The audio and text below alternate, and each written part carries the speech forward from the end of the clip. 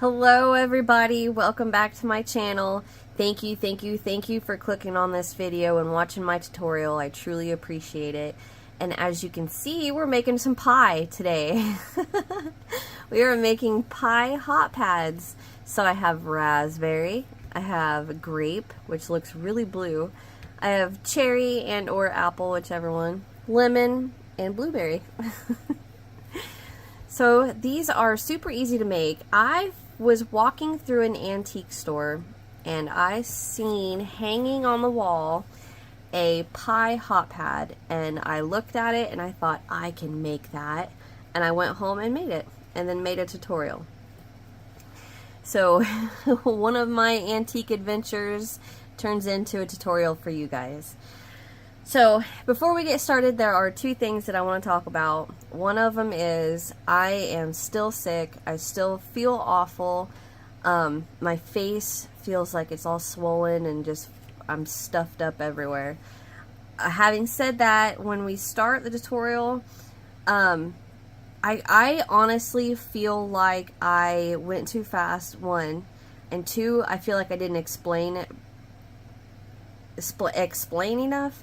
So if you guys need any help whatsoever, email me. My email address is in the description box. Shoot me an email and I will be more than happy to help you guys, okay? And then the second thing I want to talk about is, of course, the controversy with hot pads, acrylic or cotton, or does it matter? And I will say with this pattern, it does not matter.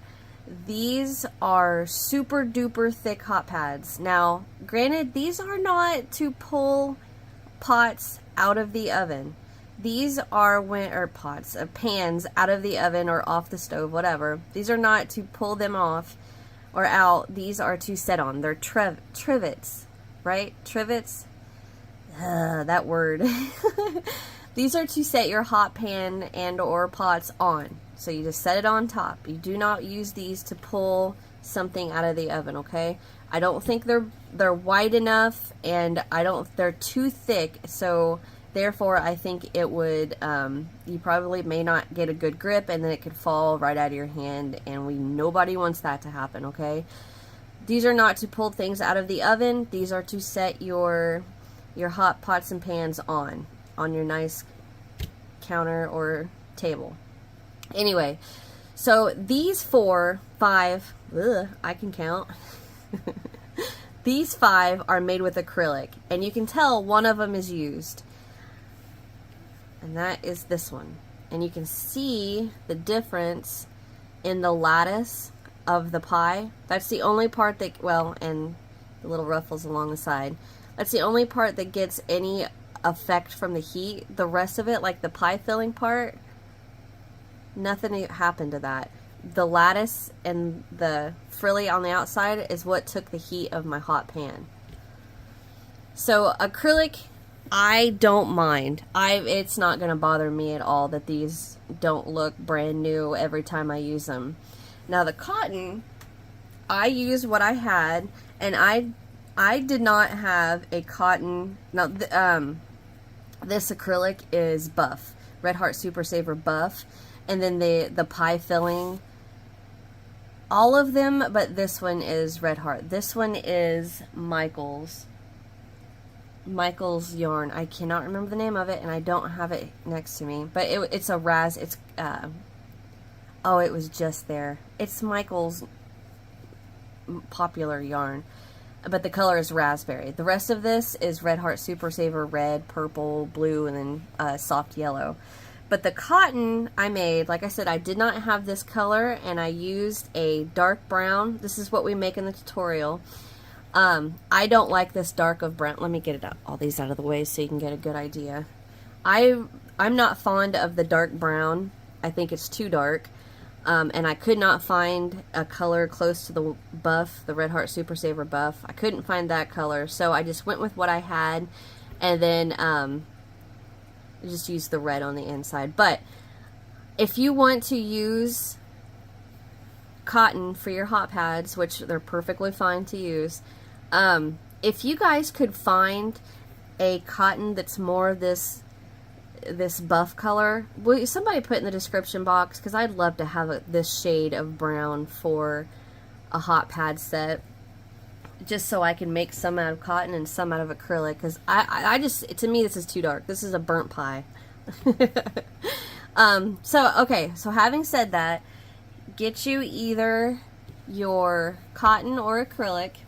For the cotton on this one, I used Village Yarn Craft Cotton. This is one skein, 100% cotton, 115 yards, and I still got a little bit left. So you're going to need, I'm going to say at least 115 yards for your crust color, and then less than that for your pie filling. So this one is the same yarn in the color really red. I'd say I have probably half a skein left. So I would say 115 yards of both colors. Cotton or acrylic, doesn't matter which. Alright? And then, set this to the side. You are going to need a pair of scissors, yarn needle. Okay, where is my other... You don't need a stitch marker, but you're going to need a 5mm and a 6mm. And I cannot find my 6mm. Where did I set it? Found it. So you're going to need 2 hooks. We use the 6mm for the pie filling, okay? And then the 5mm for the lattice and the pie. The reason being is because with a 5mm on this pie filling, it's too, the diameter of the pie filling is too short for the actual pie crust.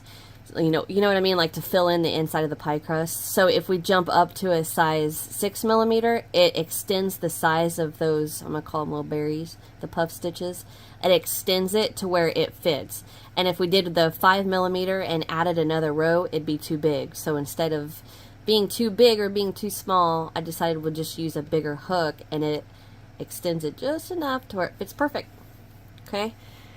So get you both of those hooks, hooks, scissors, yarn needle, and then this is totally optional. I want to do this, but I got me a little bit of fabric tack, and what I did was every cross on the pie lattice, I put a dot of the fabric tack. Now I didn't put it on the pie filling to keep the lattice on the filling. I really wasn't concerned about that, but I wanted to keep the lattice on the straight lines, nice, symmetrical pie lattice. So I just put, a drop at all those crosshairs, but totally not necessary. I just did it because it bugged me if it if it didn't look right. All right, so get your supplies together. Trying to make sure I'm not forgetting anything for you guys. If I do forget anything, I'll link it in the description box. But that's it. So get your guys' supplies together, and like I said one more time, I know this is a long intro, but I want to apologize. Like I said in my chatting with Alana on Thursday, we have been so sick in this house. It's been heck. Anyhow, alright, enough yakking. Get your stuff together and let's get started. Alrighty, to get started, we're going to get a slip knot on our hook. Make sure you have enough tail so you can weave that in. Let's get my slip knot on my hook, and we're going to chain 5. 1, 2, 3, 4, 5. Come back down to that first chain, and we're going to slip stitch into there to form a ring. Just like that. I'm going to pull that tail to tighten down that first chain and chain 1. Now I'm going to work around my, I'm going to work into my ring and over my tail, all for this round 1, okay? So what we're going to do is we're going to work 4 puff stitches into our ring. And our puff stitch consists of 4 half double crochets, basically. So So we're going to yarn over, go in, pull up a loop. There's one. We need 4 of them. So 1, go in, pull up a loop. 2, yarn over, go in, pull up a loop. 3, and 1 more, still working over my tail. Yarn over, go in, pull up a loop. That's 4, and you should have 9 loops on our hook. 1, 2, 3, 4, 5, 6, 7, 8, 9. Yarn over and pull through all 9 and chain 1. Alright, so that was 1 puff. We need 4 puffs. So start the next one, yarn over, go in, pull up a loop. 1, yarn over, go in, pull up a loop. 2, yarn over, go in, pull up a loop. 3, yarn over, go in, pull up a loop. 4, yarn over and pull through all 9 loops. Chain 1. So I'm going to turn this just a little bit. I'm going to start again, yarn over, go in, pull up a loop. 1, yarn over, go in, pull up a loop. 2, yarn over, go in, pull up a loop. 3, yarn over, go in, pull up a loop. 4, 9 loops, yarn over, go through all 9, chain 1, and 1 more into the ring, yarn over, go in, pull up. 1, 2, 3, 1 more,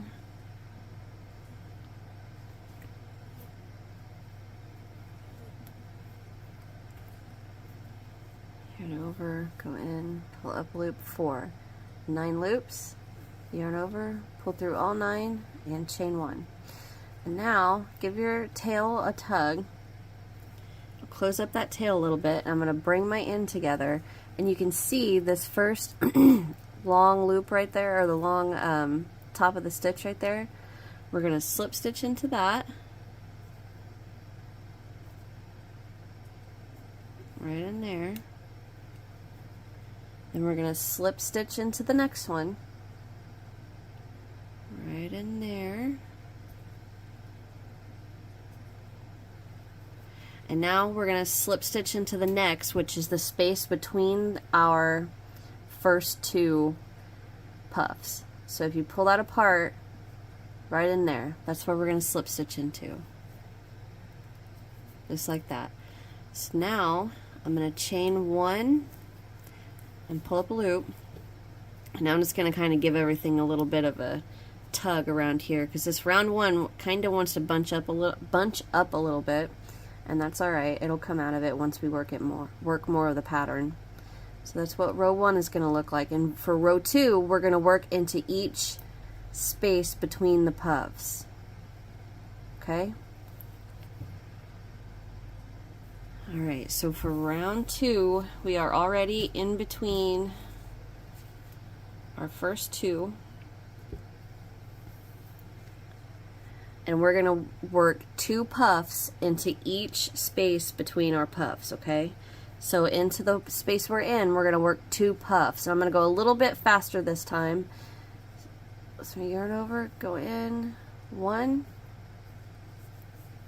2, 3, 4, yarn over, pull through all 9, chain 1, go back in there, 1, 2, 3, 4, yarn over, go through all, chain 1, and now I'm going to come and grab the next 2 puff and find the space between them. I'm going to go right in there with 2 puffs. See it? So yarn over, go in, pull up, 1, 2, 3, 4, pull through all, chain 1, 1, 2, 3, 4, yarn over, pull through all of them, chain 1. Now I'm going to find the next space, right in there. 1, 2, 3, 4. Pull through all, and of course I have a knot. Look at that. That's quite aggravating. Chain 1. I'm just going to work through it. 1, 2, 3, 4. Yarn over, pull through all of them. Chain 1. Now into this space, if I can get in there. Right there. We're going to work 2 more. 1, 2, 3, 4. Pull through all those. Chain 1, go back in there. 1, 2, 3, and 4.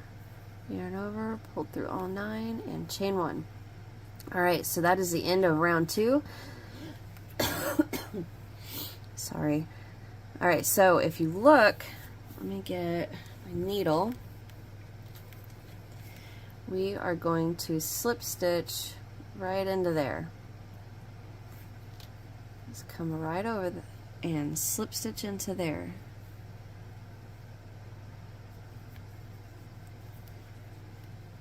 Okay, now we are going to slip stitch into the top of the next,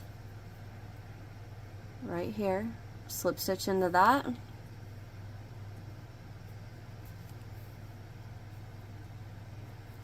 And now slip stitch into the space between the next 2 puffs.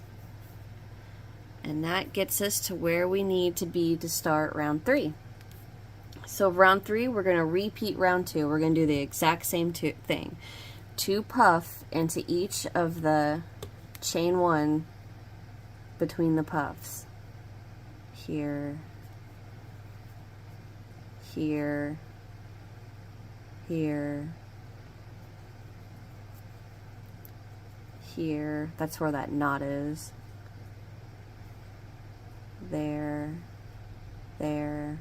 Alright, so I'm going to go ahead and work my round 3 off camera, doing the exact same thing we just did for round 2. So for round 2, we have 1, 2, 3, 4, 5, 6, 7, 8 puffs. So when I come back for round 3, I'll let you guys know how many you're supposed to have. Okay, so 2, 4, 6, 8, 10, 12, 14, 16. It's what we should have, I believe. Alright, so I'm going to get my 15 done, and I'll come back when I'm ready to start the last puff. Alright, I'll be right back. Alright, so I'm coming around, and I have one more space that I would need to work my 2 puffs into. So into this last space with 1, 2, 3, 4. Pull through all 9, chain 1, and my last one. 1, 2, 3, and 4.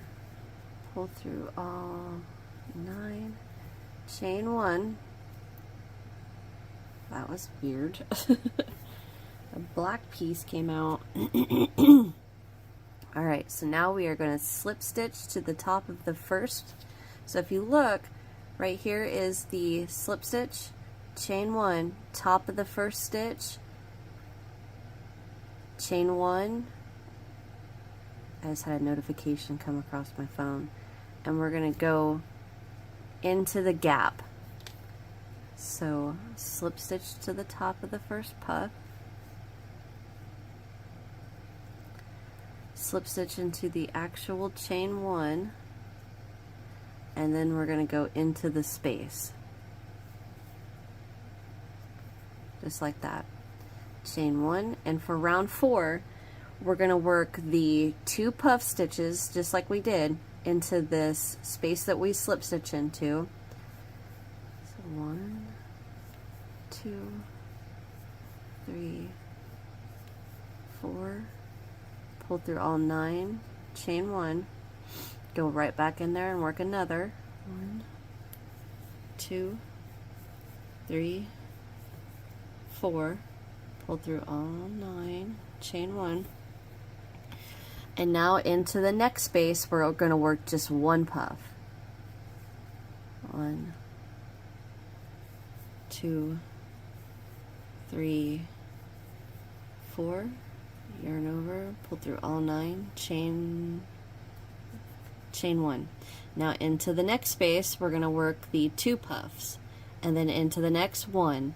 So basically what we're doing is working increase 1, increase 1, increase being the 2 puffs into 1 space. Alright, so we've got our, I'm going to call this an increase. We got our increase 1, so into this next space, increase, into the next space 1, increase 1, increase 1, and work that all the way around, and I will meet you when we get back to where we started. Okay, I'll be right back.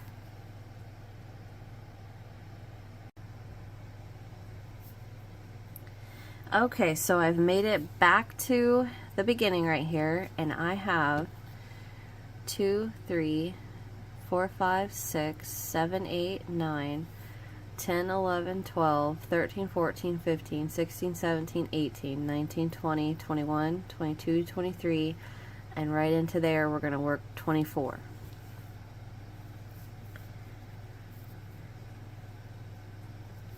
One, 2, 3, 4.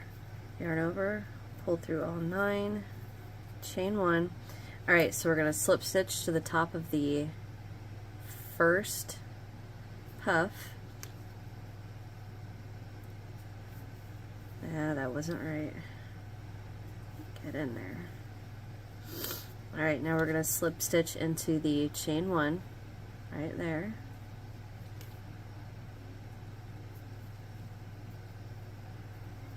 And now we're going to slip stitch into the space between the puffs.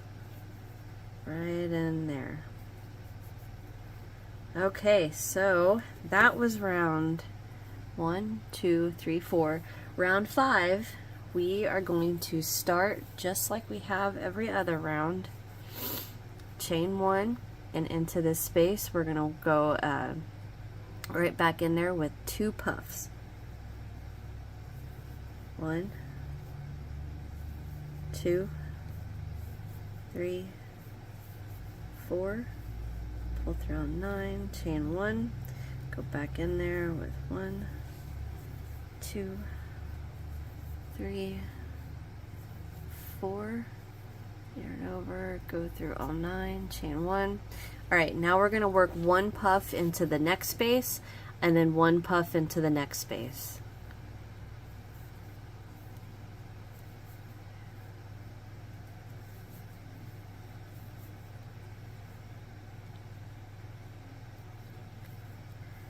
One there, and now 1 here.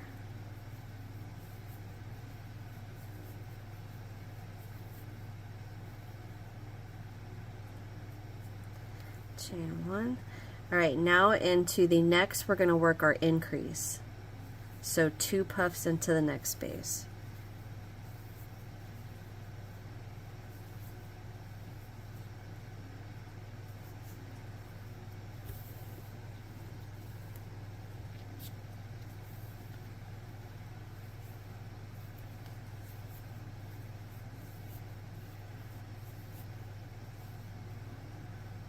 Over, pull through all 9, and chain 1.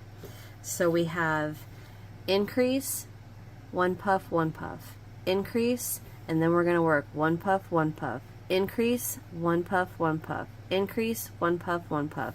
So basically we're working 1 puff between the increases, whereas the last round we worked 1 puff between the increases. Now we have 2 puffs between the increases. Okay? So into the next space, 1 puff. Into the next space, 1 puff. Increase into the next space. 1 puff, 1 puff, increase.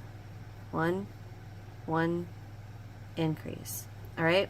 So go ahead and work that all the way around, and I will meet you when we get to our last space, okay? I'll be right back. Okay, I've made it back to around, and I've just worked my increase, and I did one, and now I got one space left, so I'll have my 2 lone puff stitches, and then we'll be back at the beginning. So that will be 32 puffs. So increase 1 into the last 1, 2, 3, 4, yarn over, pull through all 9, chain 1, and slip stitch right into the top of the very first puff, right there. Okay, so now we're going to slip stitch into the chain 1, which is the very next stitch right there. And now we're going to slip stitch into the space between the next 2. And we are going to work the last round. And the last round we're going to repeat what we just did. We're going to chain 1 and puff increase into the first space. So that's 2 puffs.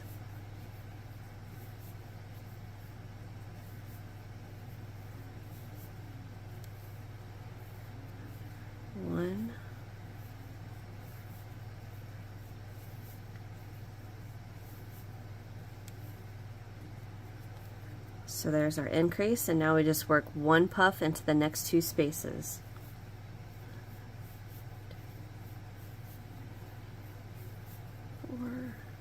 Pull through all 9 loops, chain 1 to the next space, 2, 3, 4, pull through all 9, chain 1, and then into the next space we work the increase, and then 1, 2, increase, 1, 2, increase. All right, so just repeat round 5 for round 6, okay, all around, and I will meet you when we get back to the beginning.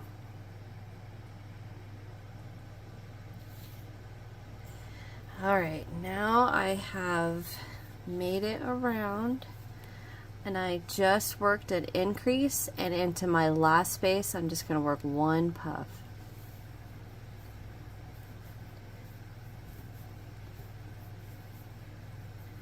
Yarn over, pull through all 9, chain 1, and slip stitch to the top of our first puff, right in there.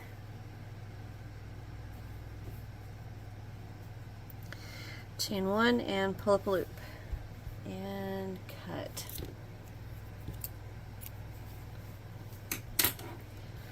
All right, now you should have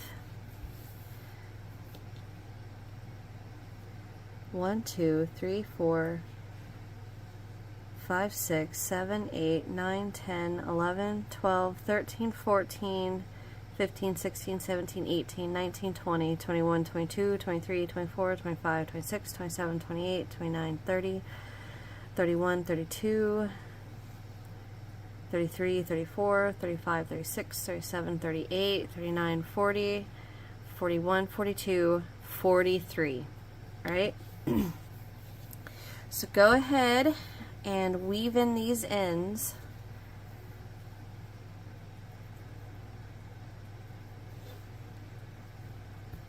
I'm just going to run it through some stitches here.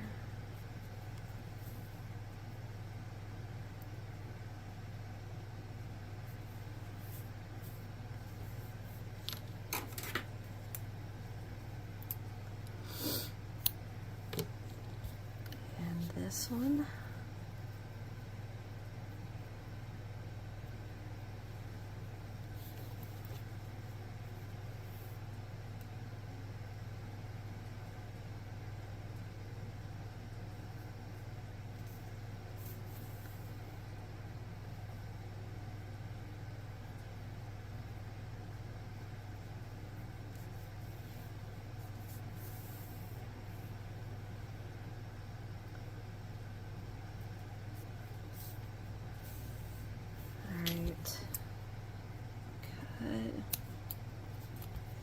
Okay, that is our pie filling.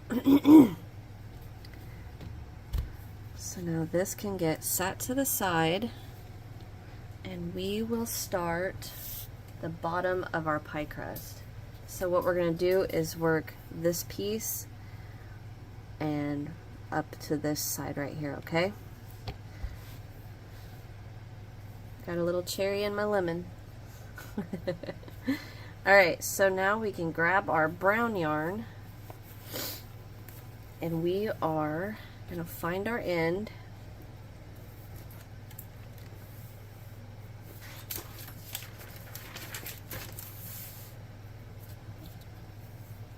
And we are actually going to go down to our 5mm hook. There we go. Get a slip knot on our hook. And chain 5. 1, 2, 3, 4, 5. Come down and slip stitch to our first chain to form a ring.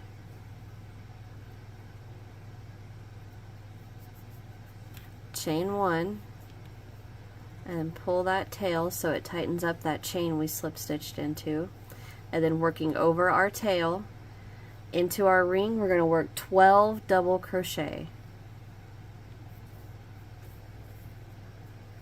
1, 2, 3,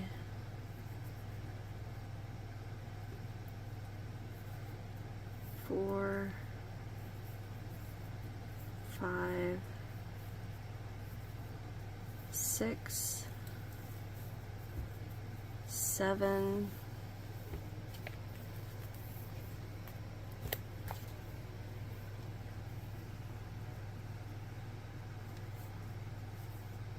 8, 9,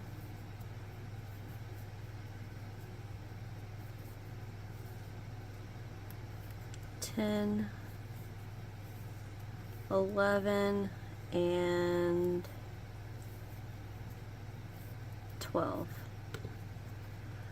1, 2, 3, 4, 5, 6, 7, 8, 9, 10, 11, 12. Alright, now we are going to slip stitch to that very first double crochet right there. So go ahead and slip stitch into there. And pull that tail tight. I'll weave that in a minute. Alright, so we're to move on to round 2. We're going to chain 1 and right back into that same double crochet that we just slip stitched into. We're going to work a double crochet increase. So that's 2 doubles into 1. So go in there with 2 doubles. 1 and 2. Alright, now you're going to do that into every double crochet around. So increase into the remaining 11 double, okay? So I'm going to get mine done off camera and I'll be right back. Alright, so I've worked that around. I've got one more double crochet right there to work my 2 doubles into, and you should have 24 double crochet. Now I'm going to slip stitch to the top of the first double, which is right there. I'm going to slip stitch right into there.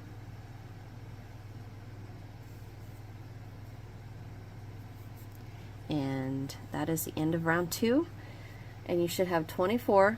So we're going to move on to round 3.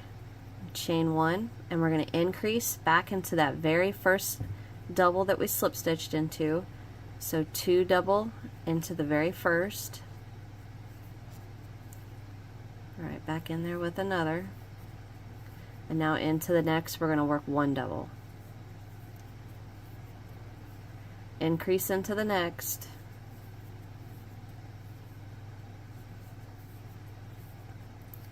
One double into the next. Repeat that around. Increase 1, increase 1, increase 1, all the way around, and I'll meet you at this when I get back to where I started. Okay, so I worked that around. I worked an increase, and into my last double right here is going to get 1 double crochet. And you should have 36 double crochet now. Alright, slip stitch to our first right there.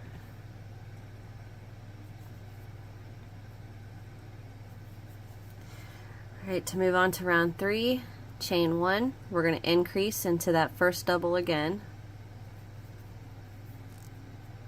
1 and 2. And now, instead of having increase 1, we're going to have increase 2, increase 2. So increase 1, 2. Now increase into the next.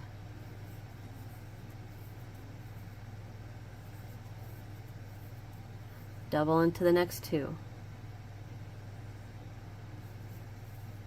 1 and 2. Increase into the next. Repeat this around. Increase 1, 2. Increase 1, 2. Increase 1, 2. Repeat that all the way around, and I'll meet you back at the beginning.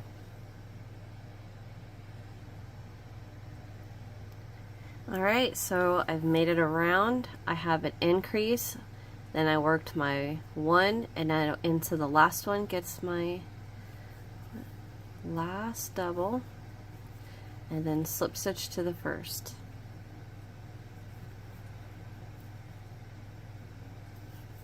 Okay, so that was the end of round 1, 2, 3, 4. Round 5, we are going to chain 1, increase into that very first double,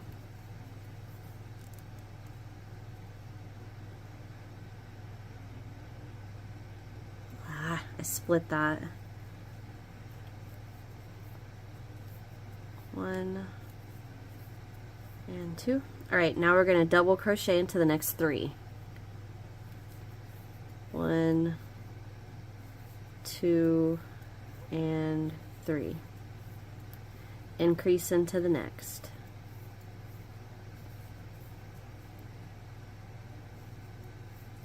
Double crochet into the next 3.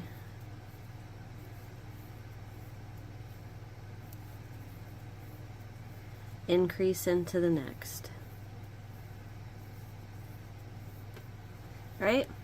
So repeat that around. Increase 3, increase 3, increase 3, all the way around, and I'll meet you when we get back to the beginning.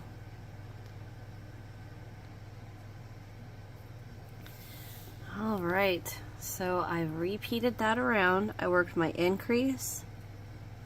So now I'm going to double into the last 3. 1, 2, 3. Slip stitch to that first double. Oh.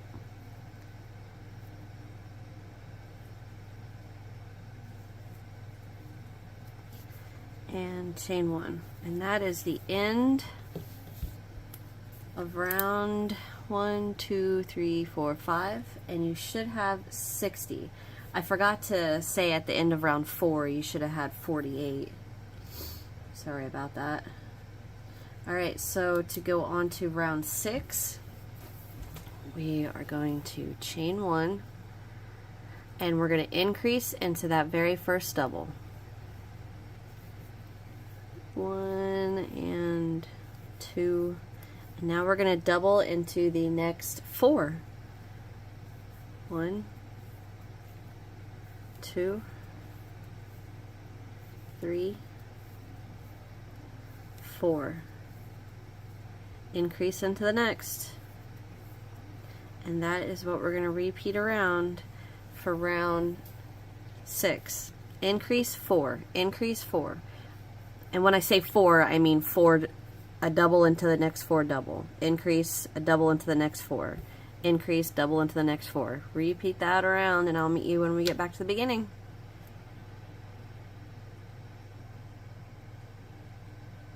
Okay, so I've made it around and I've worked an increase, and I have 1, 2, 3, 4 doubles left, and that last 4 gets 1 double. 1, 2, 3, and 4. Slip stitch to our first, right there. And for the last increase round, oh wait, sorry, that was the end of round 6, and you should have 72. And round 7, we are going to chain 1 and right back into that first double with an increase. And now we're going to double into the next 5. 1, 2, 3, 4, 5. Increase into the next. Double into the next 5, increase into the next. Double into the next 5, increase into the next. Repeat that around, and I will meet you at the end. Alright, so I'm coming to the end. I just worked my increase, and you should have 1, 2, 3, 4, 5 double crochets left. Oops. There. And now we're going to work 1 double into the last 5. And you should have 84 double crochet.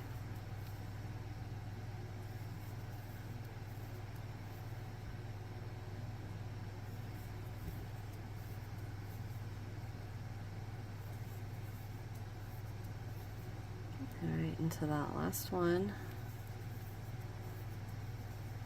And now we're going to slip stitch to our first.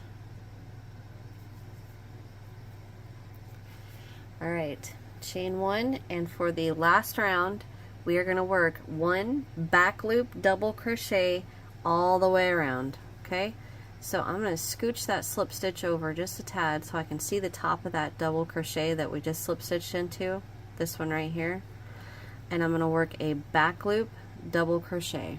So right into the back loop only with a double, and I'm going to work that all the way around.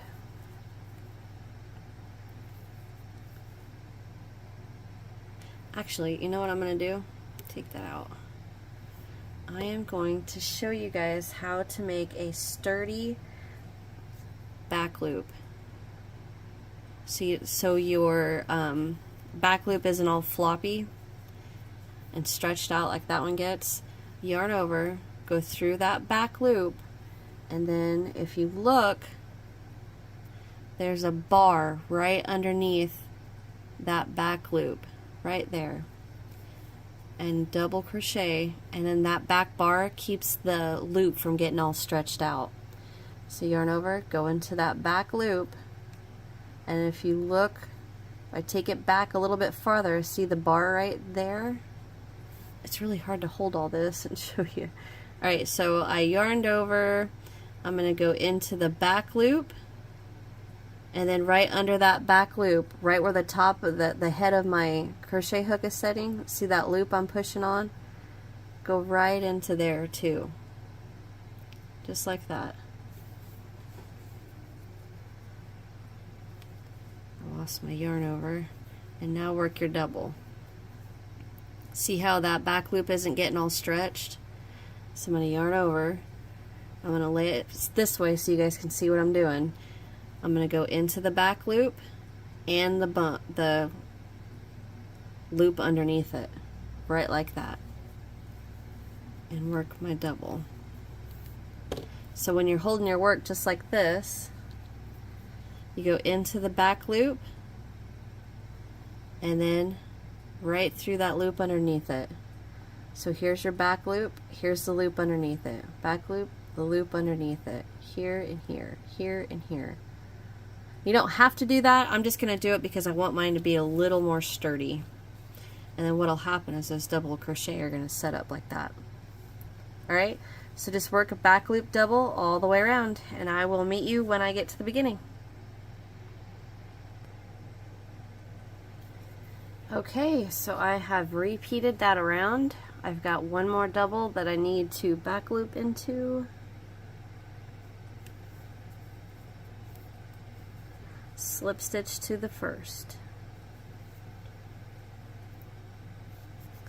Alright, now what we're going to do is attach our pie filling to our pie crust. So to do that, make sure you have your pie filling right side up and set it inside of your pie crust. And on the pie crust, we're going to chain 1, and we're going to single crochet through the very first double crochet on our pie crust and through one of the stitches on the top of, or not on the top, but one of the stitches in our pie crust. It doesn't matter which one, just grab one and go right through it. And single. And now chain 3, 2, 3, and now we're going to go into the next double, and now we're going to go into the very next stitch on the pie crust, or I mean the pie filling. Single crochet, chain 3. Go into the next double on your pie crust and into the next stitch on your pie filling. And single, chain 3. Go into the next double on your pie crust and into the very next stitch on your pie filling. Chain 3. Into the pie crust, into the pie filling. Single, chain 3. Into the pie crust, into the very next one on the pie filling. Single, chain 3. And that's what we're going to repeat all the way around, okay? I will repeat that, and I'll meet you when I come to the last few stitches, okay? I'll be right back.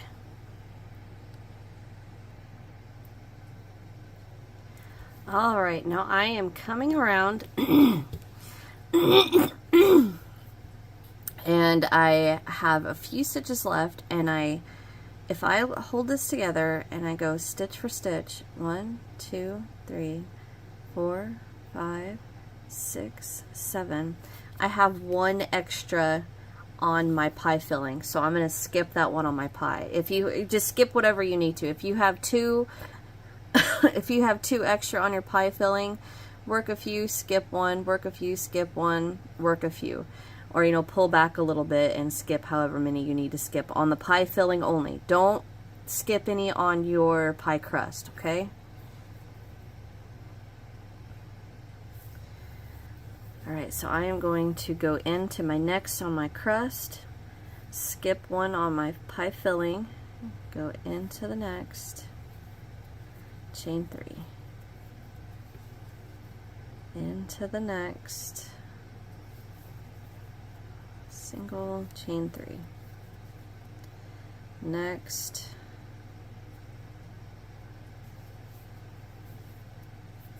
one, two, three, next, 1, 2, 3.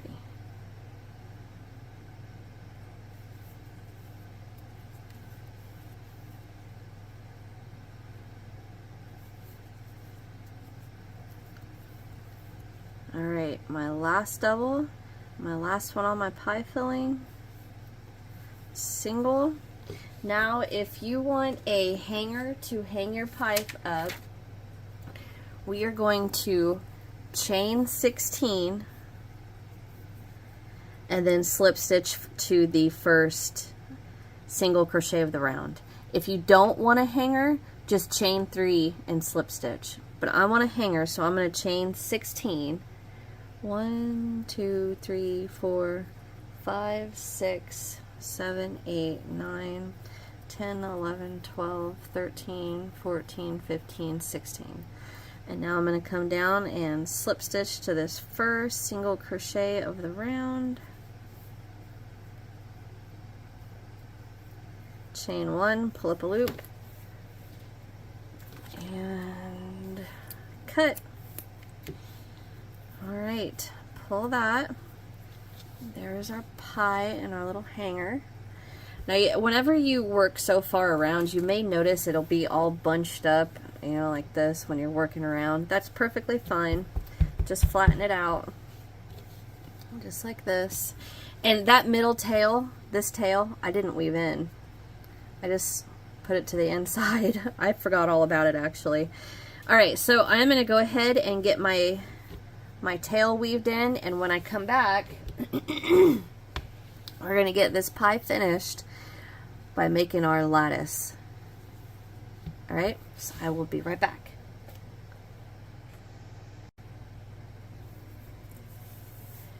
Okay, so I've gotten all those ends weaved in, so we need to make the lattice pieces now.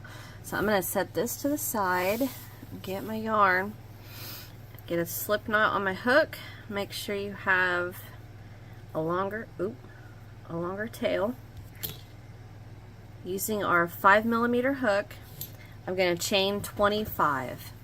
So 1, 2, 3, 4, 5, 6, 7, 8, 9, 10, 11, 12, 13, 14, 15, 16, 17, 18, 19, 20, 21, 22, 23, 24, 25. Alright, now into the third chain from the hook. So we've got a chain here, a chain here, and a chain here. That third chain, we're going to work a double. And now double into all the remaining chains. So get that done, and I will come back when I'm at my last chain, okay?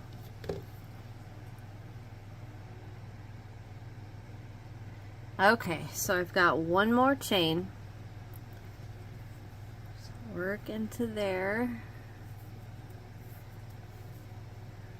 Chain one, pull up a loop, and cut.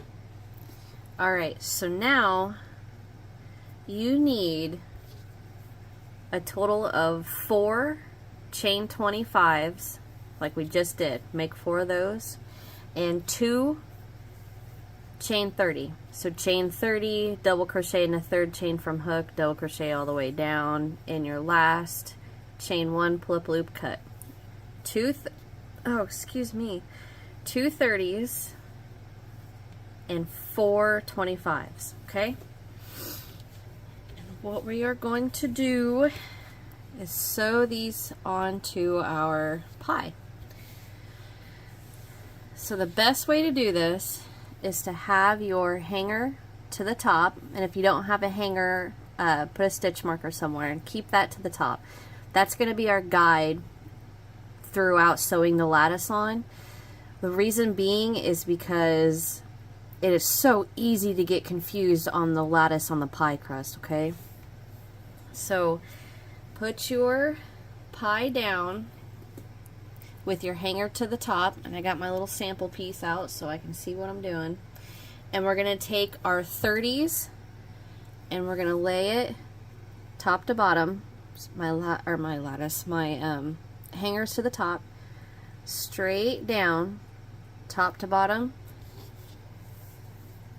and straight across, just like that. And we're going to sew these on. Now how you sew them on doesn't matter. It's not going to hurt anything, but I am going to start at the one that I want to stay at the top at my lattice. At my hanger, not my lattice. So I'm just going to take one of my ends, get it on my needle, and I'm going to run it through a few of the stitches, come out, and then I'm going to go through the stitches on my piece of lattice, and then I'm going to go back into the stitches on the pie crust. Okay? Just like that. And then I'm going to take my other tail, get that on my needle, and I'm going to go into the stitches on my pie crust and come out the same place as my first tail. And I'm just going to tie it in a knot.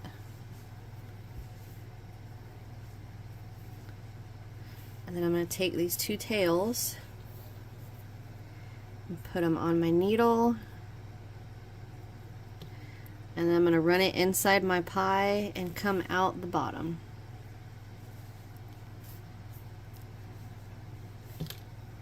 and cut. Okay, so I'm just going to go ahead and I'm going to take this other piece, I'm going to set it to the side.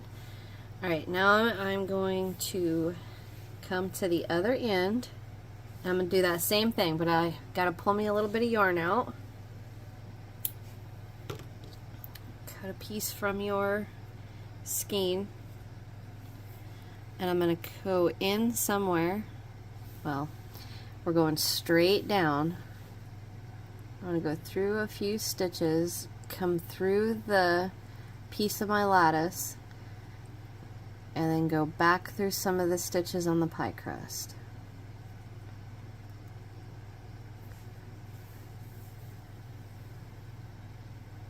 Too much. Pull that back a little.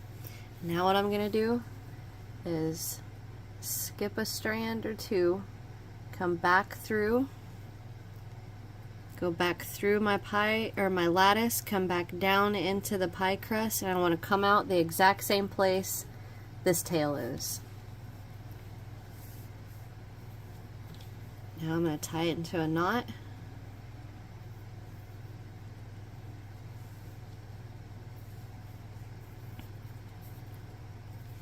Take my two tails, leave them on my needle.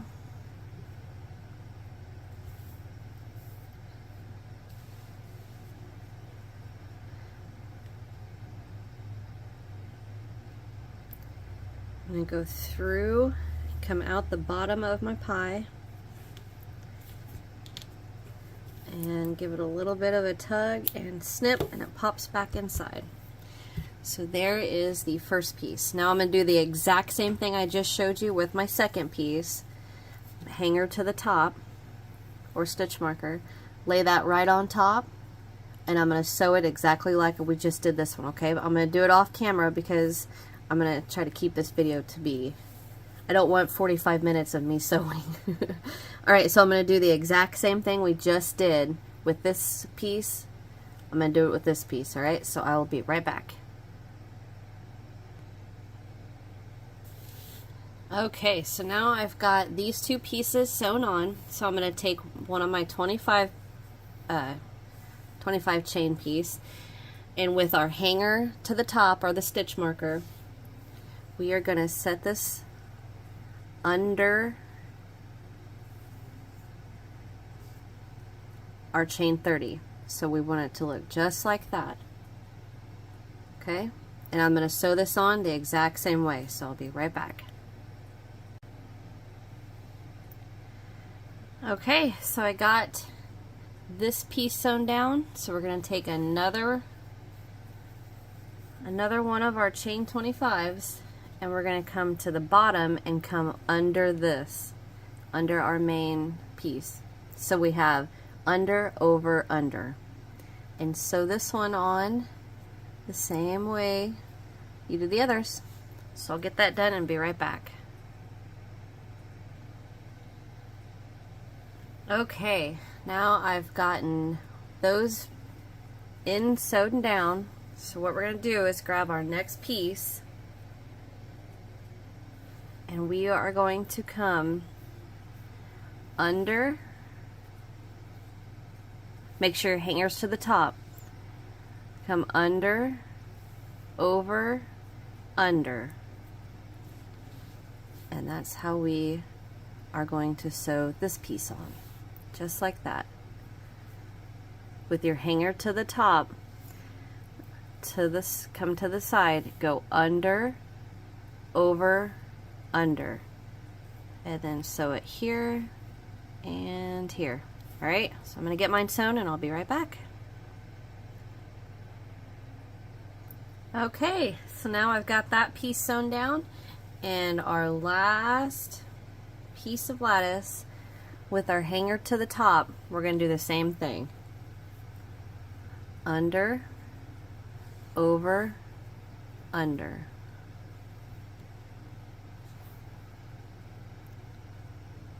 Just like that. Alright, sew it down and I'll be right back.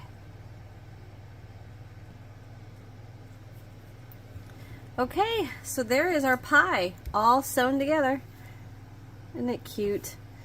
Okay, so what I'm going to do now, it's totally optional. You do not have to do this. I'm going to take some of my fabric tack and I am just going to put a little dot at all my crosshairs. Here, here, here, here, here, here, here, here, here, here. Basically just to hold it together. And so my strips don't end up like that. So I'm going to just get this to the end. Oh, there we go. So I'm just going to run a dot here, here, here, here, here, here, here, here, here, and that should be good. Clean up my, there. Okay, so now I'm just gonna let that dry, and it is ready.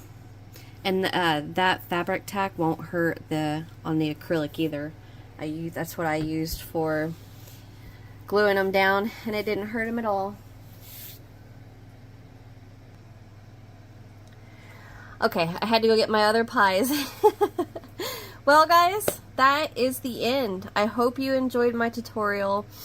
I'm still, my heart is on the acrylic. I like the acrylic better than the cotton. And you can see, I see how it's just, I mean, the definition of the stitches, the pan was hot, you said on there, it like irons the stitches out of it. But I still think it looks awesome. I love it. Anyhow, I hope you guys enjoyed my tutorial. Thank you so much for watching. Like I said in the intro, when I started this tutorial, I was so sick and I felt like I wasn't doing a very good job. So if there is anything, any question, anything you guys need help with, do not hesitate to email me. It's in the description box, my email address. Along with my email address, there's links to the pattern.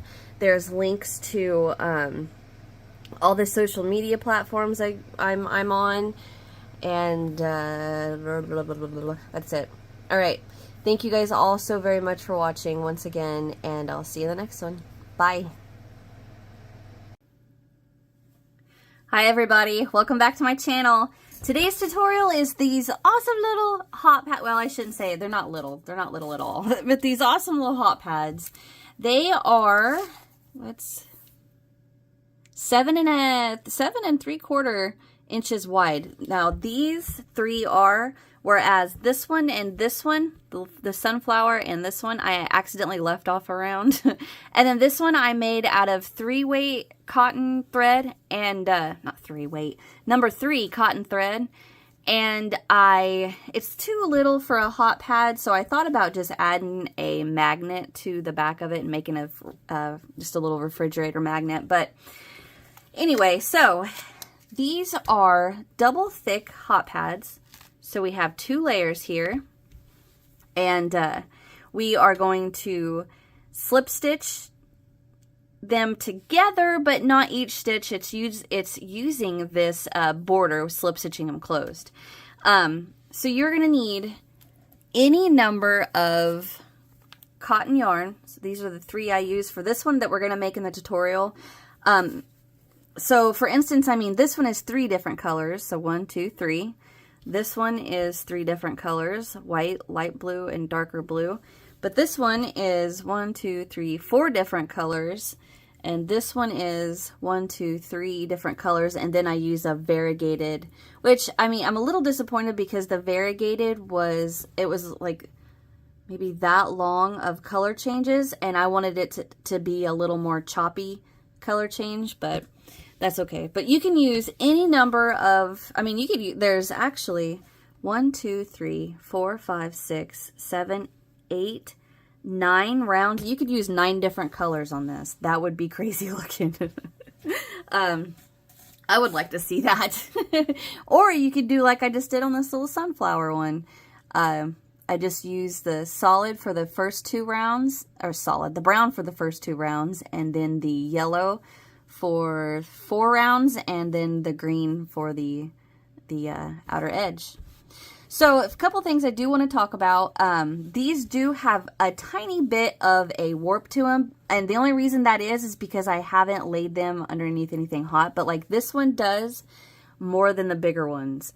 So if you do, I mean, just dropping them like that, it comes right out of it. See, I don't know if you can see. Let me do that again. See, there's a little bit of the warp, but if I just drop it, see how it went flat?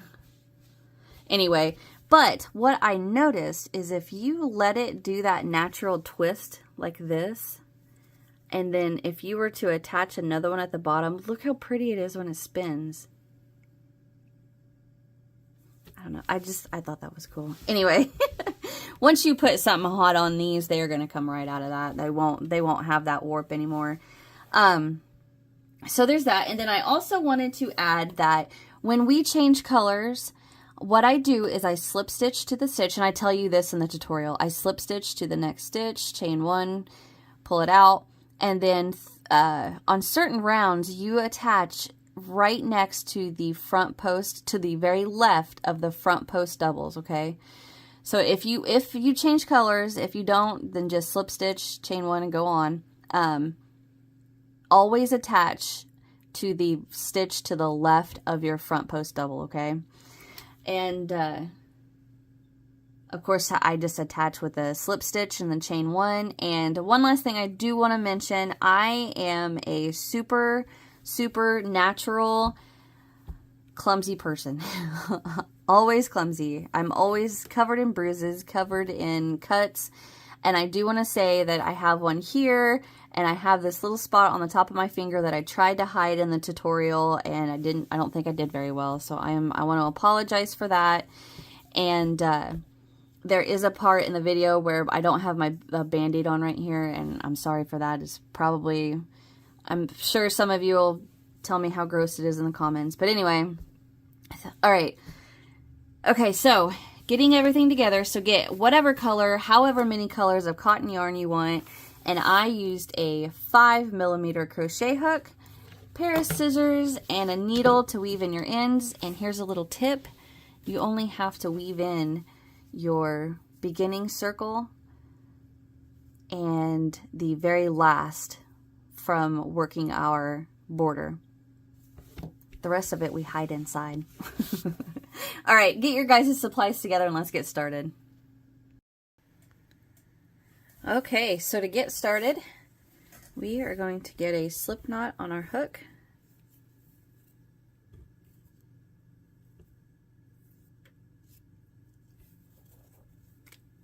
All right, and we're going to start with a chain of 5.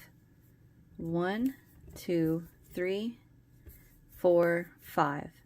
Come back down to that first chain, and we're going to slip stitch into there to form a little ring. And I always like to wiggle my fingers in there so I can keep a hold of the ring, and chain 1. Now I'm going to take this tail and pull it tight so it closes down that chain that we slip stitched into. Alrighty, now we are going to work 14 double crochet into our ring. And I'm going to work over my tail.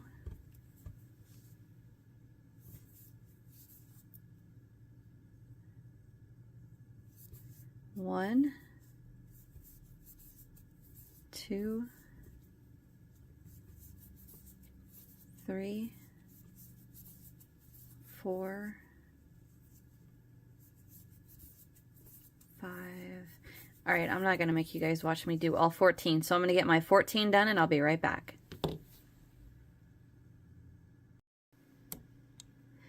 Okay, I am back. You guys won't notice this, but I had like 5 things happen after I stopped the first part of that this video, because you guys won't notice it, but geez. All right, so I have ink on my hand. Hold on. Good enough. All right, I have my 14 double crochets. So I'm going to slip stitch right into the top of that first double right there. I'm going to slip stitch right into there. Now I am going to be changing color every round, but if you're not, just go ahead and slip stitch, chain 1, and then we're going to, if I can get my words out today, you are going to start round 2 just like I'm getting ready to, okay? But if you're going to change color like me, chain 1, pull up a little bit of a loop so you have enough to weave in, and cut. Okay. So now I am going to go ahead and pull that center tail. I'm just going to weave it in while I have you guys here. Get this done real quick.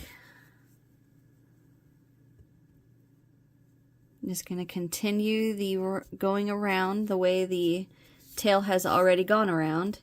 Pull it till it closes and skip a strand or 2 and go back the opposite direction. Pull it and cut. All right, I'm going to go ahead and weave this one in while I'm at it.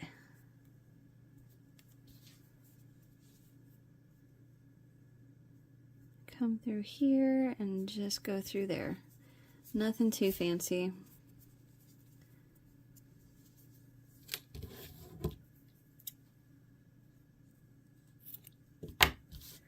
Okay, so there is round 1. Now if you changed colors, you are going to get your next color and get a slip knot on your hook with enough tail to weave in.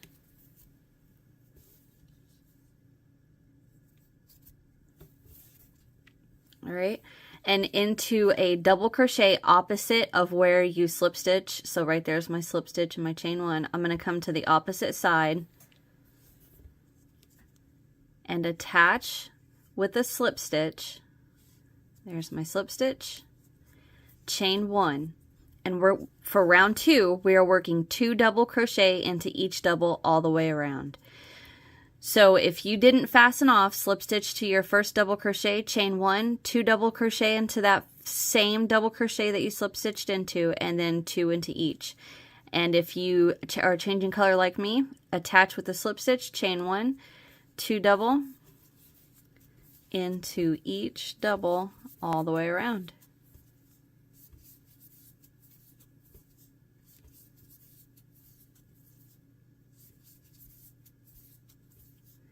All right, I'm not going to make you guys watch me do this, so work 2 double all the way around, and I'll meet you when I make it all the way around.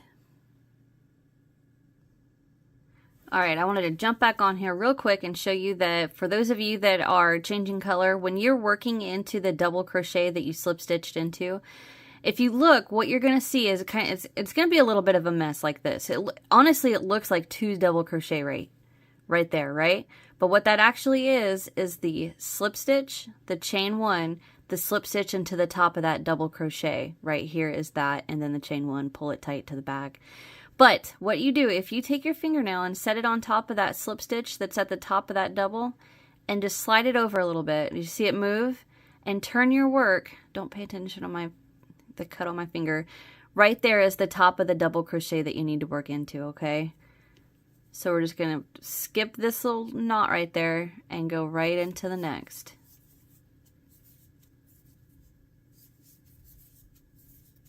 So just like that. And then go ahead and continue. All right, I'll be right back. Okay, so I repeated that all the way around. I'm going to slip stitch to the top of my first double crochet.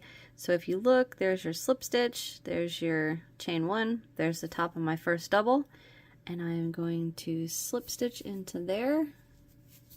And again, if you're not changing colors, so just slip stitch to your first double, chain 1, and then hold on just a second. But if you're going to change color like me, I'm going to chain 1, pull up a loop, make sure it's long enough to weave in, and cut. Now I am going to, for the rest of my tails, I'm going to leave them because I'm going to show you guys what we are going to do just to kind of cheat a little bit. All right, so grab your next color, get a slip knot on your hook, make sure you have plenty of tail to weave in.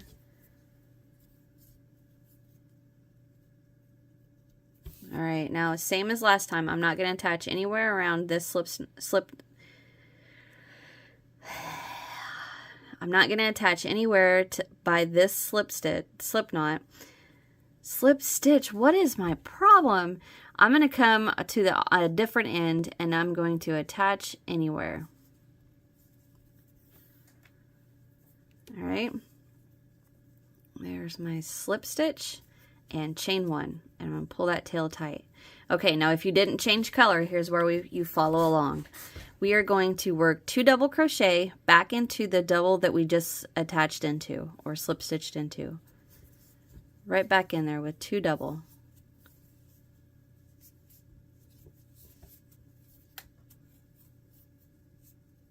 That overlap, there it went. Okay, so now we are going to work a front post double crochet into the around, I should say, the next double. So here's the double that I worked into. Here's my next double. So I'm going to yarn over, pull it forward, and work a double crochet around it. And now my next double, I'm going to work 2 double crochet into it. So if you have a hard time seeing this double, what I want you to do is separate these a little bit, just like that, until you can fully see that double crochet. And then always, always, always, always, at the top right of the post of your double is always the top of your double crochet, the hole that you're going to be working into under, you know, the 2 loops that you work into. If you always look up the post and slightly to the right is going to be where you work into. All right, so there's my 2 double.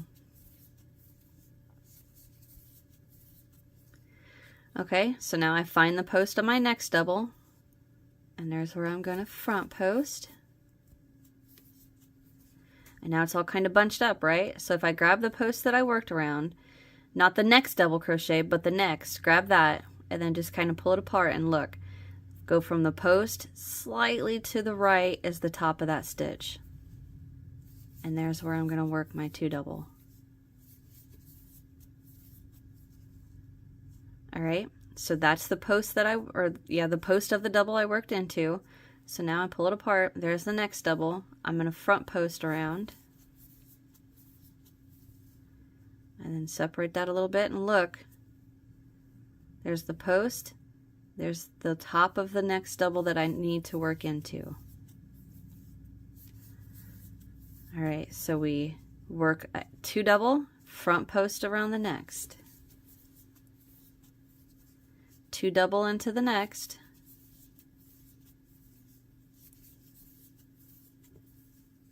Front post around the next.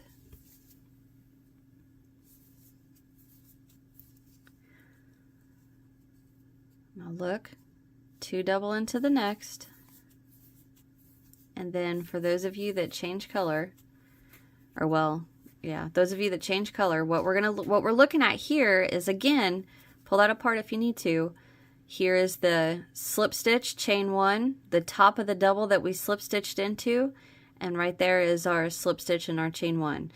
So we just worked our 2 doubles, so we are going to front post around this one. If that's the way yours came out, if not, then you just work the 2 double crochet into the top.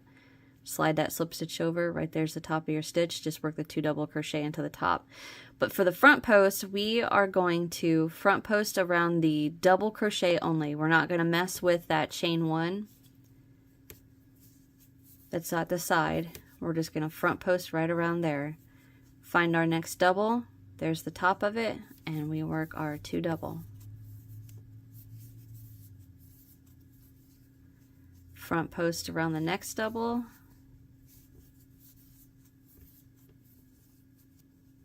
Two double into the next double. Okay, so I'm going to go ahead and let you guys finish that all the way around. And if it warps up like this a little bit, don't worry about that. All we are going to do is give these posts a bit of a tug, and they lay right back down. See? All right, so go ahead and repeat that around, and I will meet you when I get back to the beginning. Okay, I'm back, and I've repeated that around, and you should have 42 double crochet, and I ended with a front post, and now I'm going to slip stitch to my first double, just right there, chain 1, pull up a loop. If you're not changing color, then just hold on just a second and I'll show you guys what we're going to do. So I am going to go back to my green, get a slip knot on my hook, make sure you have enough tail to weave in, and I'm going to go opposite end of where I just slip stitched. So I'm just going to go straight across. And from now on, every time if you change color and you're reattaching, always, always, always attach to the left of your front post. The double crochet right next to the left of your front post double, okay? From now on.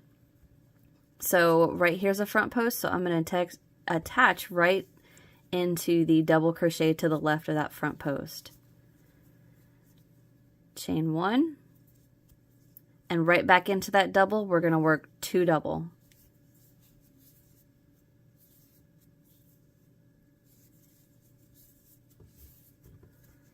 All right, now we're going to work 1 double into the next double crochet. And now we front post around the front post, which is pretty easy to see, it's sticking out. Okay, now find the top of that next double and we're going to work 2 double into that.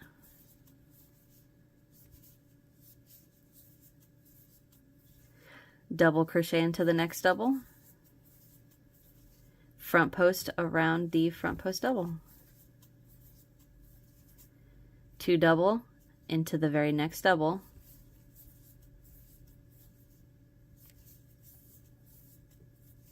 double into that next double,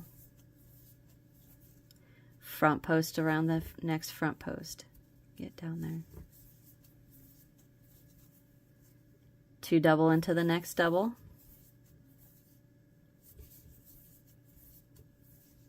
double into the next double, front post around the next front post. All right, so go ahead and repeat that all the way around, and once again you may need to give your front post a bit of a tug so it lays right, and I'll be right back.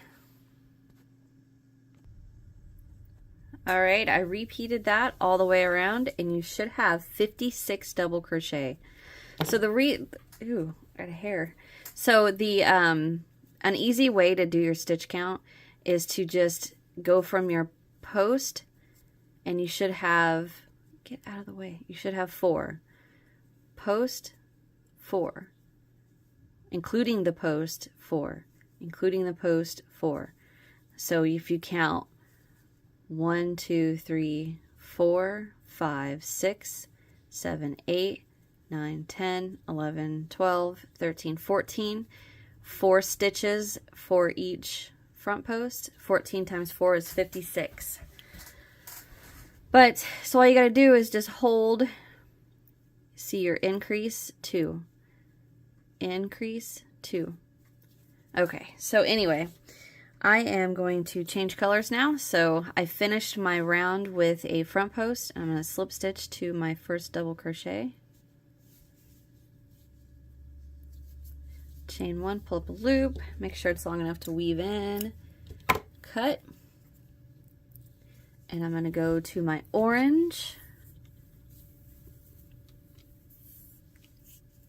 Oh, I got a knot. Ooh, excuse me, I didn't mean to just yawn right there. All right, I'm going to get a slip knot on my hook.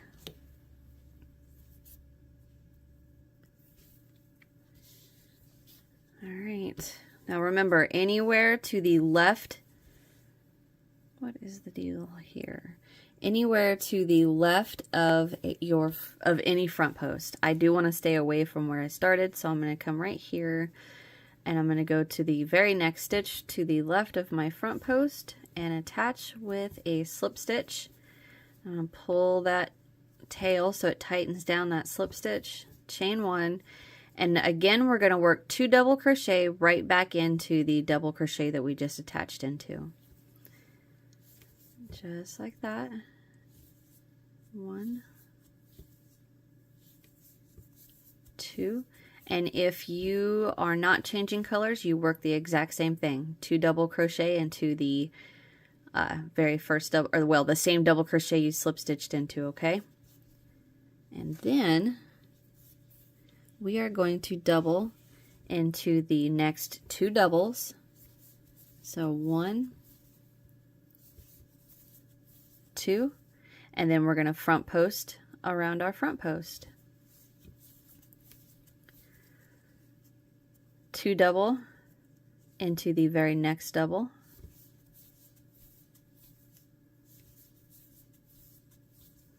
Double into the next 2.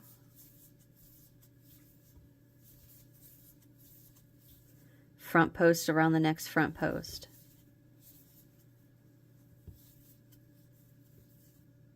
All right, again, 2 double into the next double.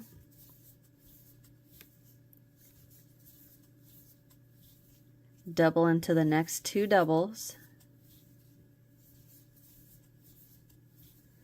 Double or front post around the next front post. And that's what you're going to repeat all the way around, all right?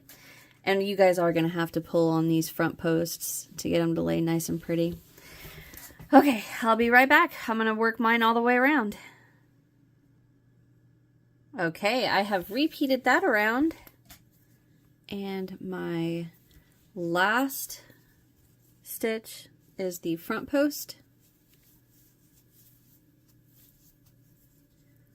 Slip stitch to my very first double crochet, chain 1, pull up a loop, and cut. Tighten that. All right. So now you should have 14 times 5, 70 double crochet. All right, so that is 1, 2, 3, 4, 5. One more round of double crochets, and I go back to my purple. I didn't realize it when I picked these colors out, but now that I'm making this, I realize this looks a lot like Halloween, which I'm not upset about. All right, so I'm going to go somewhere not close to where I just fastened off, so I'm going to come on the other side, and once again, right to the left of, I shouldn't say right, what I mean to say is to the very left of the front post, the first double crochet to the left of that front post, I'm going to attach with a slip stitch and chain 1. I'm going to tighten down that slip stitch, and as always, if you're not changing color, slip stitch to the first double, chain 1, and follow the exact same pattern.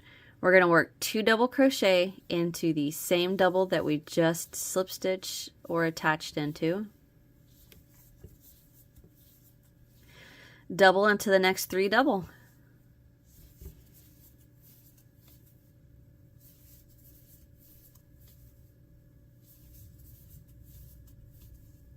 Front post around the next front post.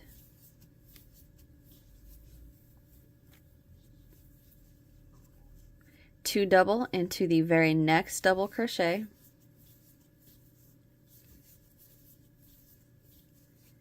Double into the next 3 double.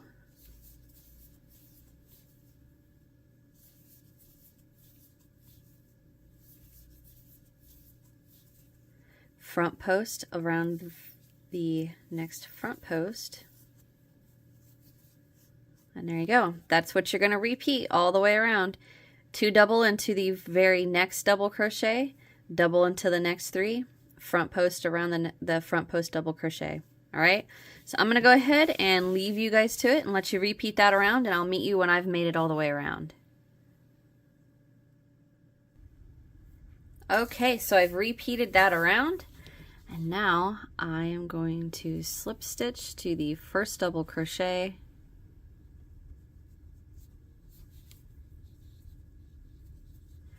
chain 1, pull up a loop, and I'm going to cut. Well, okay. So now you should have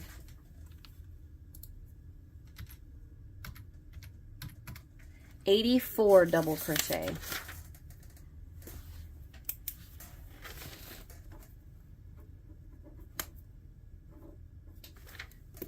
Okay, so for the last round, I'm going to go back to my green. I'm going to get a slip knot on my hook.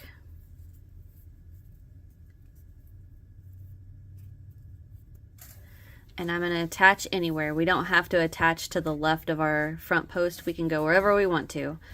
So I'm going to go right in here. And what I'm going to work is a chain 1. And I'm going to go right back in there with a single crochet. And I'm going to single crochet into each double until my front post. Now my front post, I'm going to work a little front post single around it, and then single into each double until my next front post.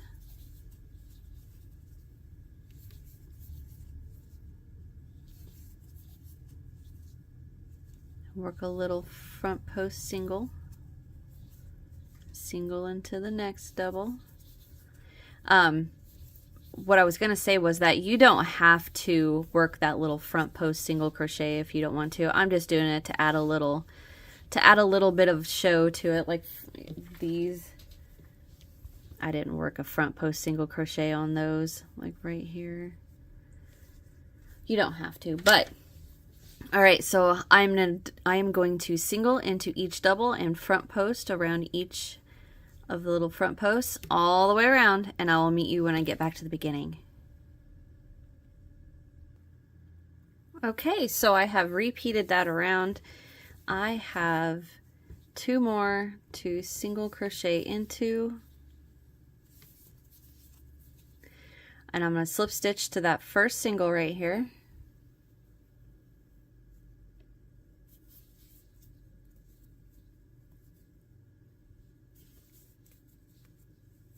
There we go. Chain 1, pull up a loop, and cut. And give all these a little bit of a tug.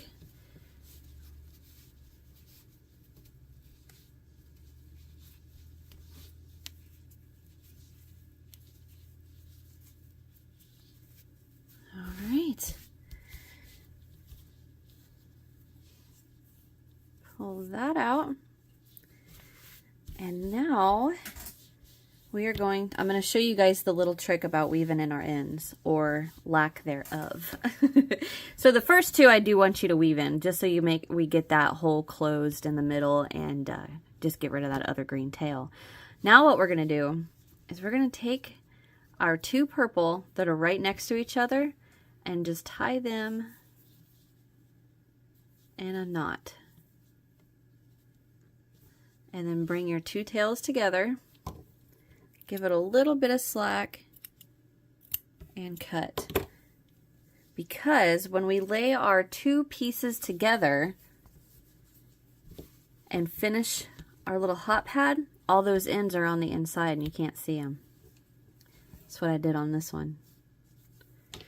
Alright, so now I'm just going to go through here and tie all these 2 strands together.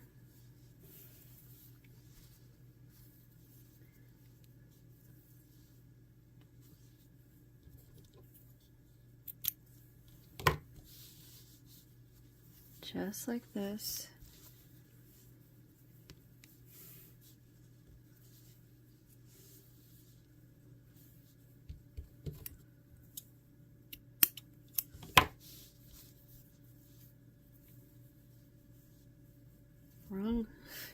Wrong end.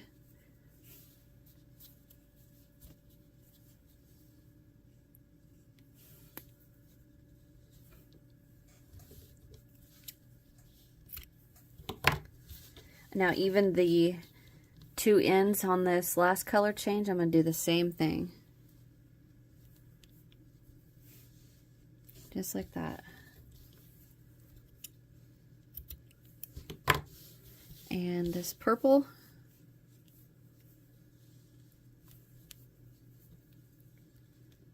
tighten that down.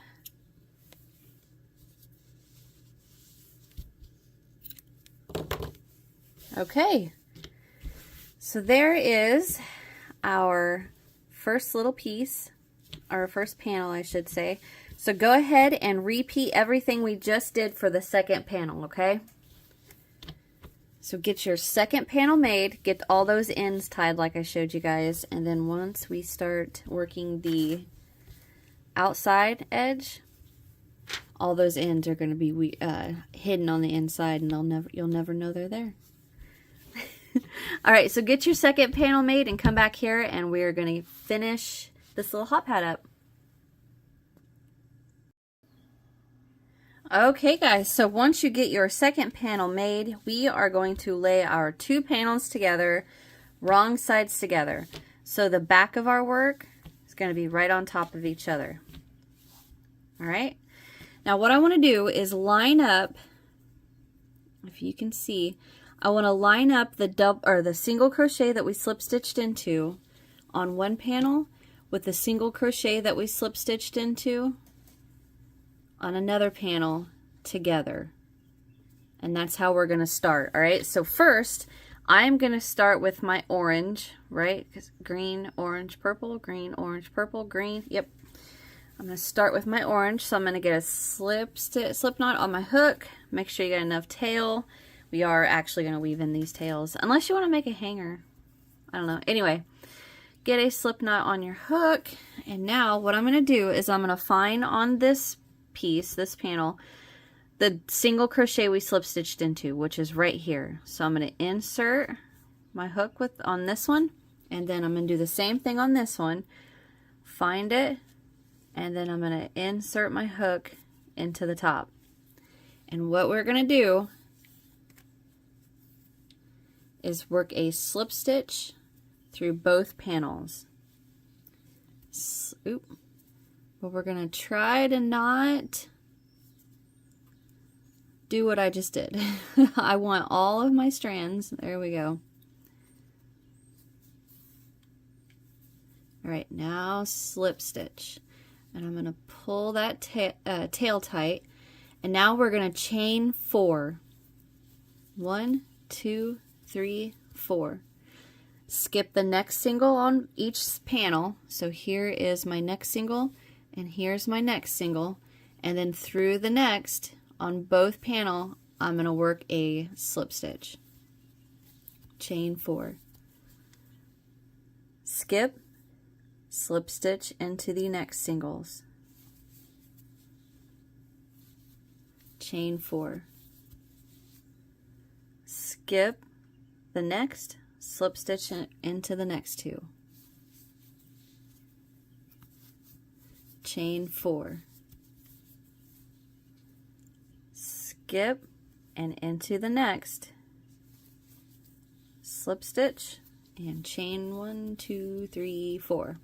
All right, so that's what I want you guys to repeat all the way around. And as you're going, make sure you got those ends, get out of there, those ends to the inside. All right, okay, so I'm going to continue with skipping and slip stitching into the next set, chain 4, skip, slip stitch, chain 4.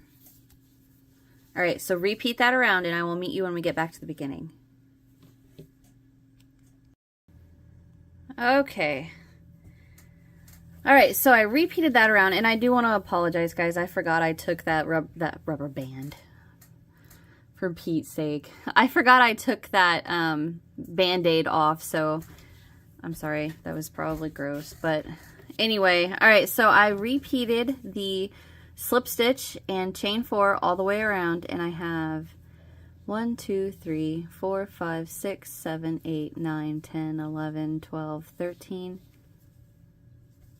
14, 15, 16, 17, 18, 19, 20, 21, 22, 23, 24, 25, 26, 27, 28, 29, 30, 31, 32, 33, 34, 35, 36, 37, 38, 39, 40, 41, and 42 chain 4s. All right, and to end, we're just going to slip stitch to that first chain 4. Chain 1 and pull up a loop.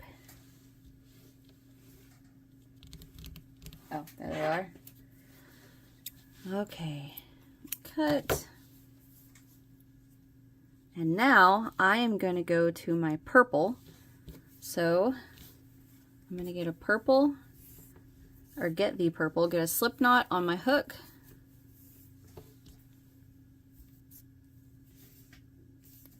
And now I want to work on the opposite side of my hot pad. So flip your hot pad over so that the chains you just made are facing away from you. And into any, actually I'm going to go on the opposite side. Into any of the remaining singles, we are going to go straight through both singles and push your orange or whatever color chain to the back of your hook, and then we're going to slip stitch and chain 4. 1, 2, 3, 4. All right, so now what we're going to be doing is basing the placement of the previous round's chains. How you start is what we're going to work the rest of the way around. So if you pushed yours to the back like I just did, this chain is now to the back. So now we need the next chain to be to the front. So what we're going to do is push the chain to the front, and then we're going to pull it down, and we're going to find the single crochet on each of the panels, and then we're going to work our slip stitch. Chain 4. All right, so we have back, front. So now we need back. So this time we'll just push it to the back, find our 2 singles. Sometimes they're a little hard to find. And then work your slip stitch. Chain 4. 3, 4. So we have back, front, back. Now we need to the front, so we're just going to lay it down to the front and work our slip stitch. 1, 2, 3, 4. So again, we have back, front, back, front. So now we need back, so we're just going to lay it to the back, find both of your singles, and slip stitch. Chain 1, 2, 3, 4. And that's what creates that weave look. So if you look at it like this,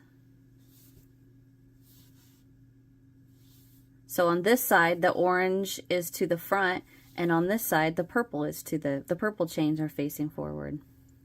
All right, so I'm going to keep going on with this, showing you guys the front and back. All right, so we have the oranges to the back, so this one needs to come to the front. So lay it all the way down, go through the first set of single and the second, and slip stitch. 2, 3, 4, chain 4. So there's a front, so now we go to the back and find these 2 singles and these 2 singles, or these 2, you know what I meant. Sorry. Slip stitch and chain 4. All right, so we have to the back. Now this one comes to the front, and we are going to go through our 2 singles, this one, and slip stitch, chain 4. 1, 2, 3, 4. This one's to the front, so this one goes to the back, and we find this single and this single, slip stitch, chain 4. All right, so repeat that around. I think you guys got the hang of it. If you don't, just rewind it a little bit, and I will meet you when I get back to where I started. All right, I'll be right back. Okay, so I have made that all the way around, and if you don't come out exactly even or right, don't worry about it. It's not a huge deal. But what I am going to do is, this is to the front, so I'm going to come, so this one is to the back, and I'm going to slip stitch into this first chain. Now if you want to make this a hanger or not specifically just a hanger, but if you want to add a little hanging piece, go ahead and chain about 10 to 12 maybe, and then just come back down and slip stitch where you slip stitched again. But I'm going to chain one and pull up a loop and cut. And we are done. I'm going to weave in my ends later, but that is our little hot pad. Isn't it cute? And it's super thick. And what another thing I think is really cool is if you take these and you let them, because what they do kind of warp a little bit, but once you put the hot pad on them, or the hot pot on them, it gets rid of that warp. And I mean, honestly, just laying them down, the little warp comes out of it. However, the warp is really, really pretty if you let it just twist a little and then hang it and then watch it spin.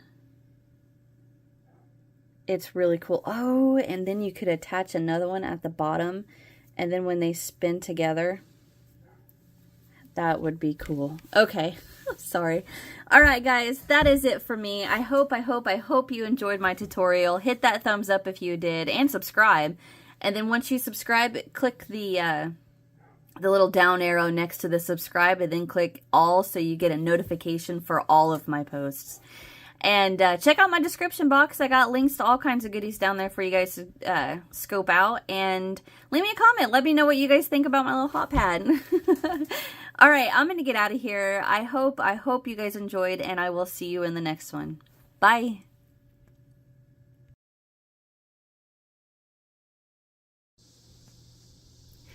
Hi everybody, welcome back to my channel. Today's video, I decided I wanted some more hot pads. So I designed a fanned flower trivet / hot pad. I made these using 3-weight cotton. Well, I shouldn't say 3-weight. I should say size 3 crochet thread. I love this stuff. I have a bunch of these. I wish they had more color choices, but I will say this. Use any color you want. I highly recommend the white. Find a different brand, because Aunt Lydia's white crochet thread, whether it's size 10, size 3, size 5, whatever, is very stiff and hurts your fingers. But the rest of the colors are nice and soft, and they don't bother me at all. But the white, oh man, that hurts my fingers after a while. But anyway, so I used this size 3. And I used yellow, green, and purple on this one, and then the pink, white, and blue on this one. I used a 2mm crochet hook, and then of course, you know, your scissors and your needle to weave in your ends.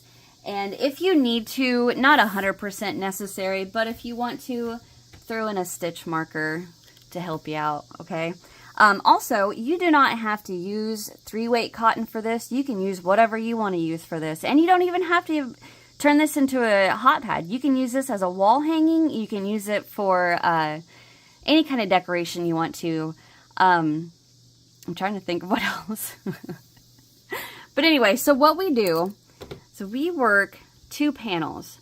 We work one that's 2 of them exactly the same, set them together, and then we work these last 3 rounds around the 2 panels. Let's see. Oh, one other thing. I didn't, but it's totally fine if you want to. If you want to run a bead of glue in here and glue these 2 panels together, that's perfectly fine. Or just run like sew a strand of your thread through there just to sew the 2 pieces together. You can do that too. I didn't. It's not a big deal. And we will be steam blocking this. Now, if you don't use the cotton, and I actually show you in the video, if you are not using the size 3 cotton, don't set your iron on your work. Just use the steam setting. Hit it with that steam a few times. Set your iron down. Give it a good, a stretch, and it'll lay perfectly flat. It just bowls up a little bit like this. It's no big deal. But yeah, that's it. Super easy and quick. I really enjoyed this one. And this one, I have to tell you, when I first started, I was like, ooh, I don't know about this color choice. I don't think I'm gonna like it. And then it turns out it's probably my favorite. I love this one, especially since fall is right around the corner. Oh, and that reminds me, if you happen to notice, my air conditioner is not running because fall is in the air here. We went ahead and took them out of our windows. So we took the windows out, and if I stop talking, you can hear all of the locusts screaming in the background.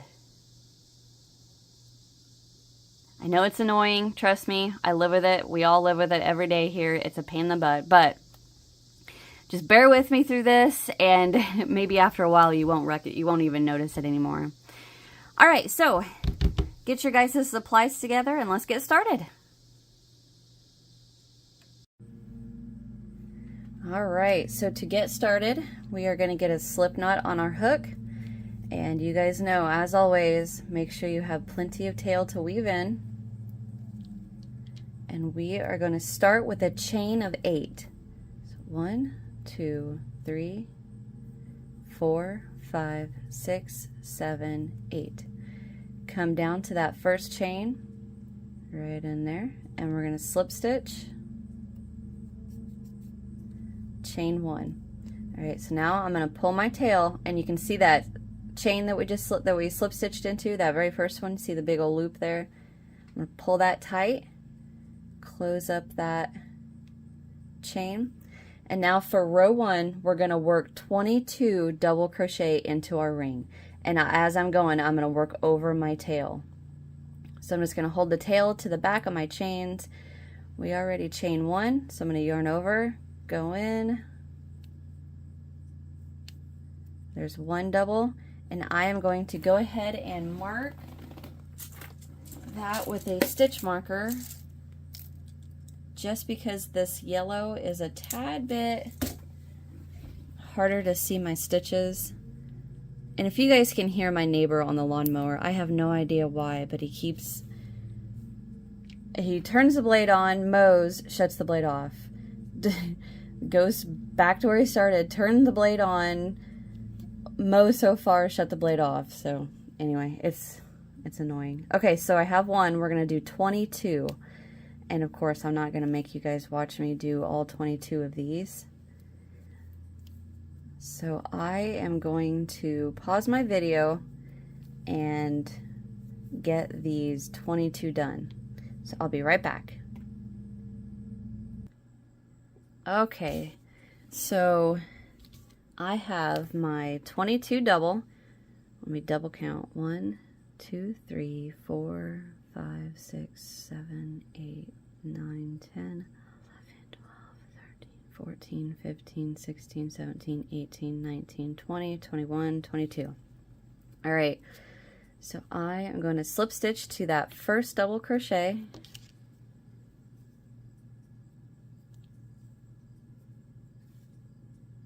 Right there, and chain 1.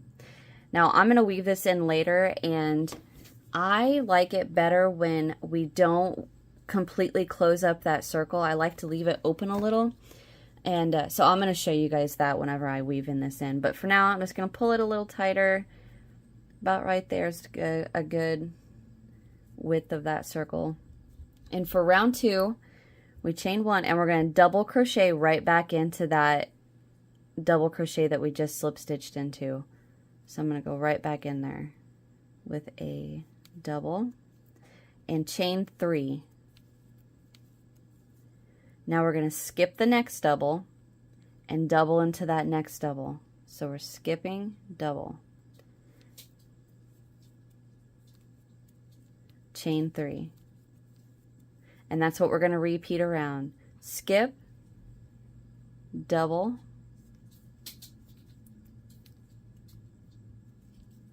chain 3.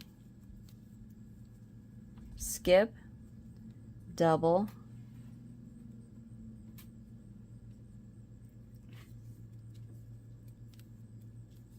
chain 3.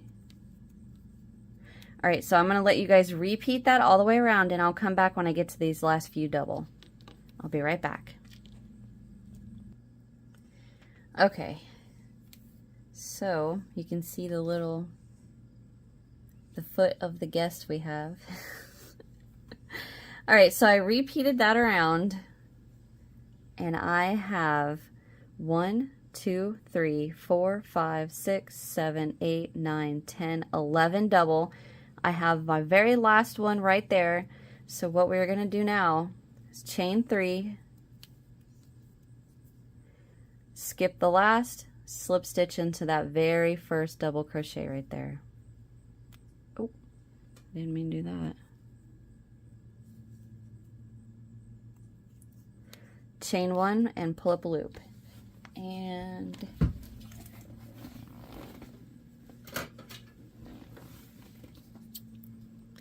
cut.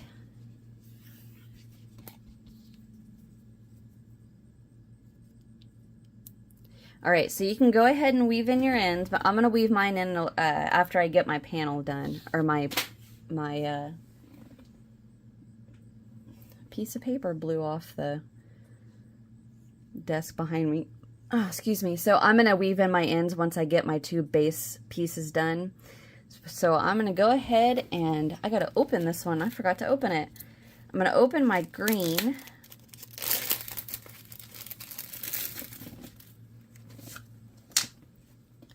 And we are going to attach with a slip stitch into any of the chain 3 spaces.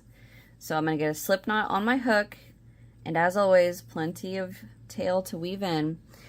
And I don't want to go anywhere close to this tail, so I'm just going to go onto the opposite side, go right in there and attach with a slip stitch and chain 1. And then I'm going to scooch it to the side a bit, just like that.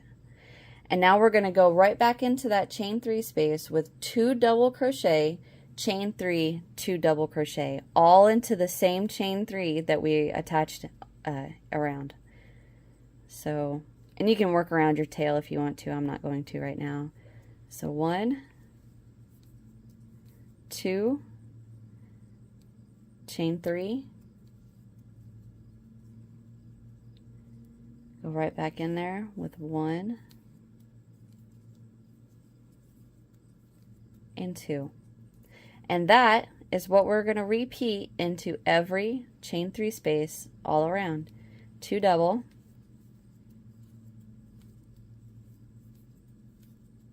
chain 3, and go right back in there with 2 more double. Jump to the next chain 3 space, 2 double, so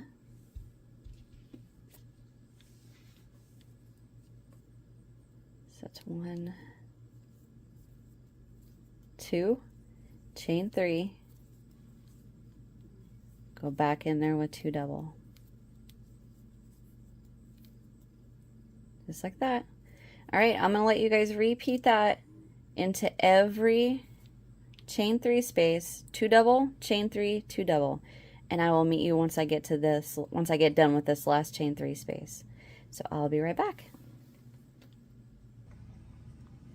Alrighty, so I have repeated that around, and so I want to just give you guys a little bit of an update. So it is beautiful outside. Fall is in the air where I am, and I have my windows open, and my neighbor is farther away from my house, so I don't think you should hear him too much. However, it is time for the locusts to start singing, or cicadas, whatever you guys call them.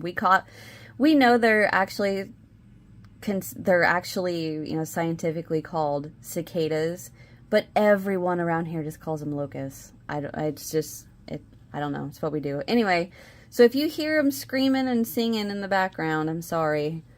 They're the most hideous bugs. Ugh. All right, so anyway, we have worked this all the way around. I'm going to come right to that first double crochet right there. Right there. Churchy, you're knocking everything down. And slip stitch, chain 1 and pull up a loop. And cut. All right, so now I'm going to grab my next color. Pull that down. So we have 1, 2, and 3. So to move on to round 4, and I also want to tell you guys I'm starting to question my choice of colors. I don't know, maybe it'll look better once it's together. Anyway, get your next color on your hook, and as always, plenty of tail. And we are going to attach with a slip stitch into any of the chain 3 spaces. So it doesn't matter which one. We're going to do the exact same thing. Just go right in there. Slip stitch. Messed that up. Slip stitch to attach. And chain 1. And for round 4, we're going to work 3 double crochet, chain 3, 3 double crochet into each of the chain 3 spaces around. So it's pretty similar to what we just did. We're just doing 3 instead of 2. 1. Dang it. 2. 3. Scooch that over. Chain 3. Right back in there. 1. 2.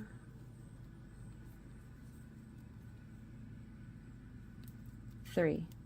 Jump to the next chain 3 space. 1, 2, churchy fluff. Let's see. Nope, that's not right. Yep, that was. Okay, 2 and 3. Chain 3. Go back in there with 1, 2, 3. Jump to the next chain 3 space. 3 double, chain 3, 3 double. So I'm going to let you guys work that, and ooh, knocked everything off my table. I will come back once I get that last chain 3, 3 double, chain 3, 3 double done, okay? Alrighty, I'll be right back. Alright, so I repeated that around and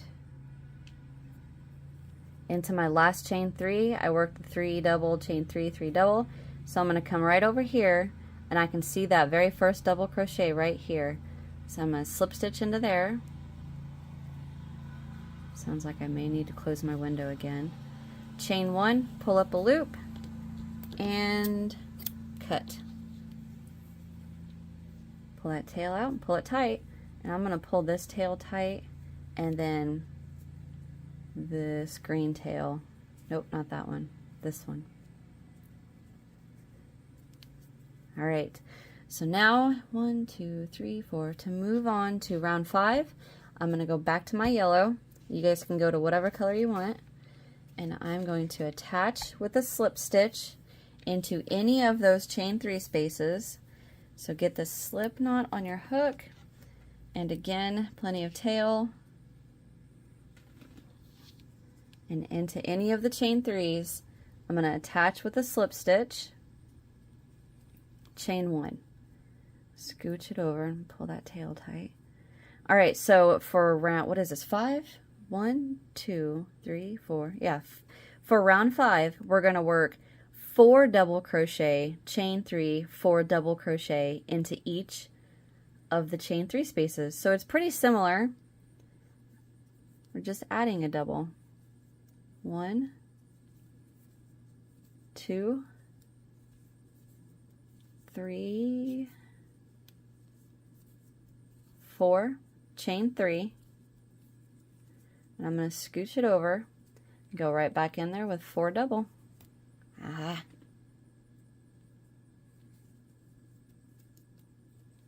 1, 2, 3, 4.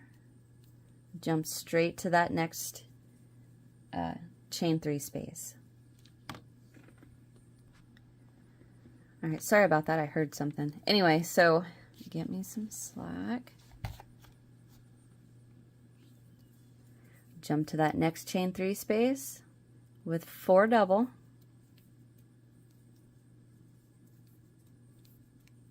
Now all I hear are the crickets.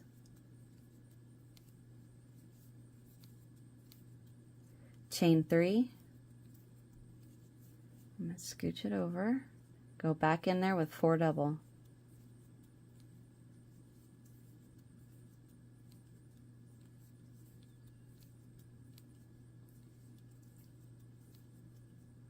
Jump to the next chain 3, 4 double.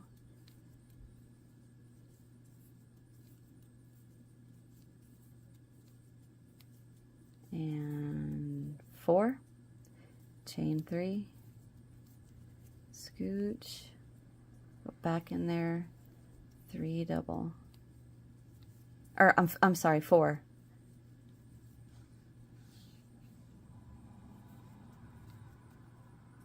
One more. All right, and that's what you're going to repeat all the way around. So I will meet you at this last chain 3 space. All right, I repeated that around. Oops. So now I'm going to slip stitch to my first double crochet right there.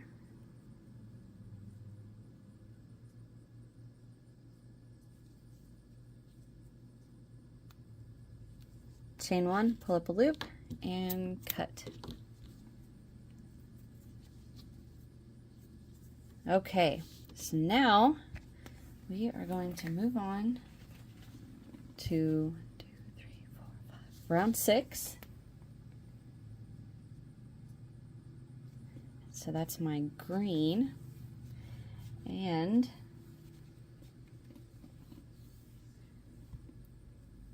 we are going to attach into any of the chain 3 spaces with the slip stitch, just like we have been. And this time we're working 5 doubles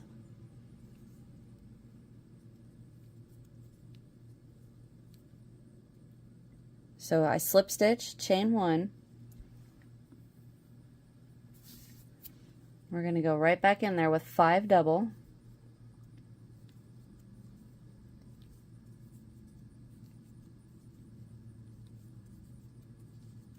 three, scooch it over, 4, 5, chain 3, scooch it over, go right back in there with 5 more double.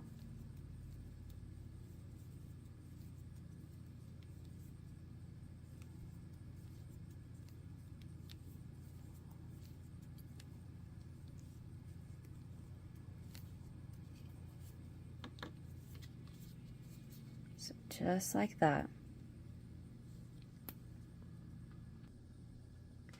Okay, sorry about that. All right, so once you get your 5 double, chain 3, 5 double, we're going to work a little chain 1 and then jump to that next chain 3 space and work our 5 double, 3, 4, 5, chain 3, scooch that over, go right back in there, 5 double. So again, this round we're working 5 double, chain 3, 5 double, and then add that little chain 1 in between each of those. Just because we got a little bit farther to stretch.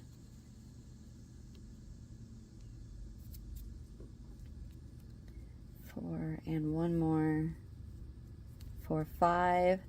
Work that little chain 1, jump to that next chain 3 space. 1, 2, 3, 4, and 5, chain 3, scooch that all over, go right back in there with 5 double,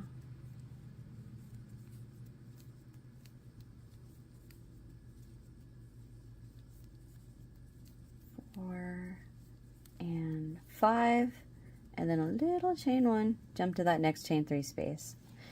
All right, so I'm going to let you guys finish this round off camera, and I'll get mine done, and I'll be right back. Okay, so I have repeated that around, and if your work is warping a little bit, Do not worry about that. All the, whenever we put a hot pad, or well, not a hot pad, whenever we put, sorry church, when we put something hot on it, it's going to block that. And if you are not using this as a hot pad, then once you get your 2 base pieces done, just flip them over the back pieces and just hit that with a little bit of steam from an iron and just kind of give it a little bit of a move around and it'll lay just right. Okay, so after working my last set of 5 double, chain 3, 5 double, I'm going to chain 1 and jump right over here and slip stitch to that very first double right there. Oh.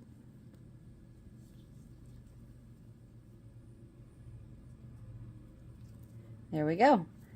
Chain 1, pull up a loop and cut. And the last round of our base piece,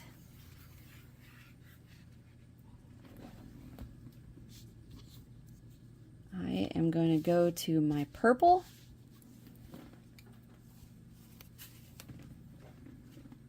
and just like before, get a slip knot on my hook with plenty of tail. I will have to say the color is growing on me, the color choices. I said choice is weird. The color choices are growing on me. I like it. All right, so into any of the chain 3s, we're going to attach with a slip stitch.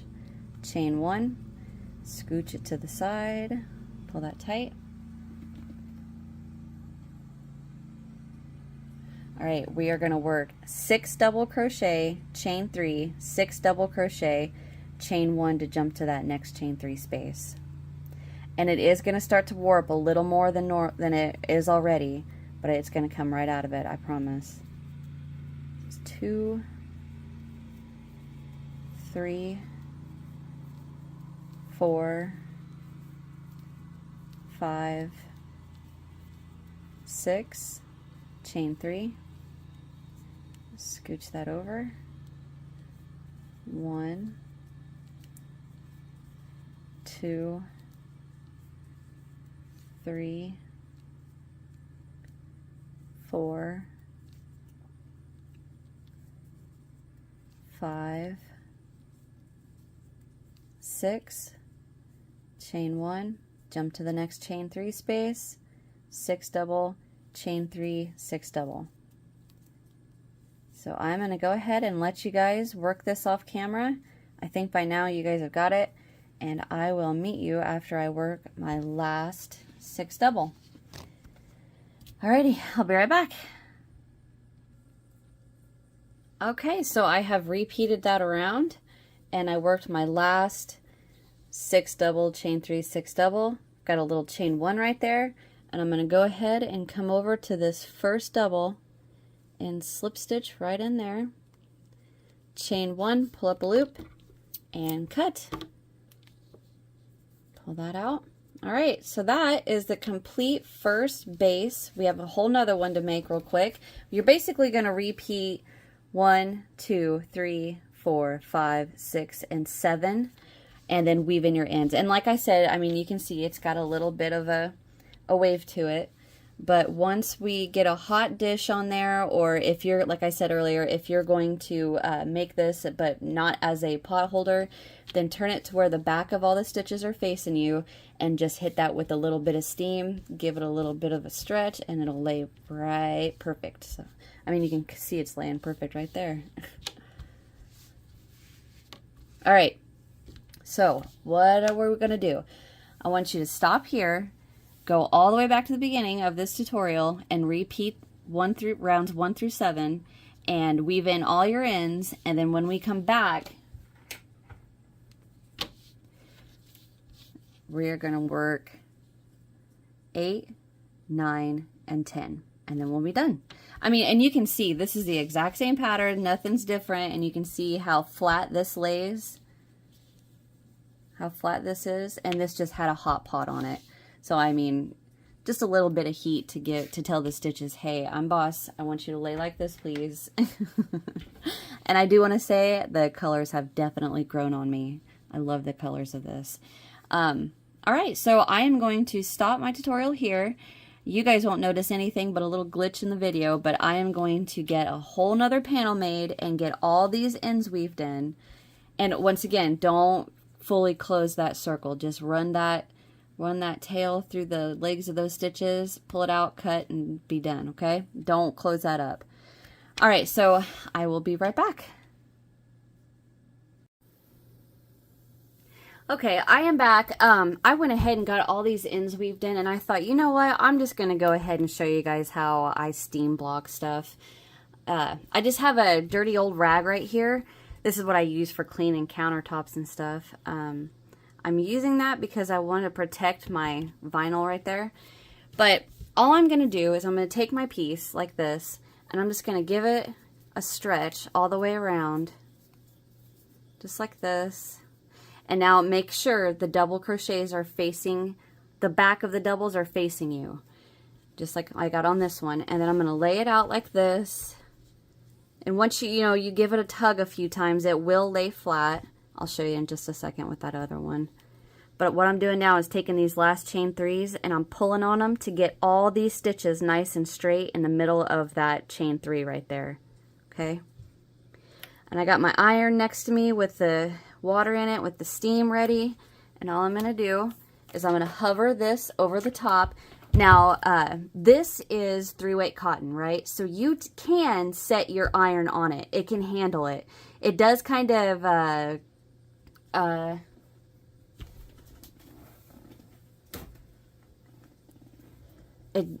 can you see it? I don't know if you can see it or not.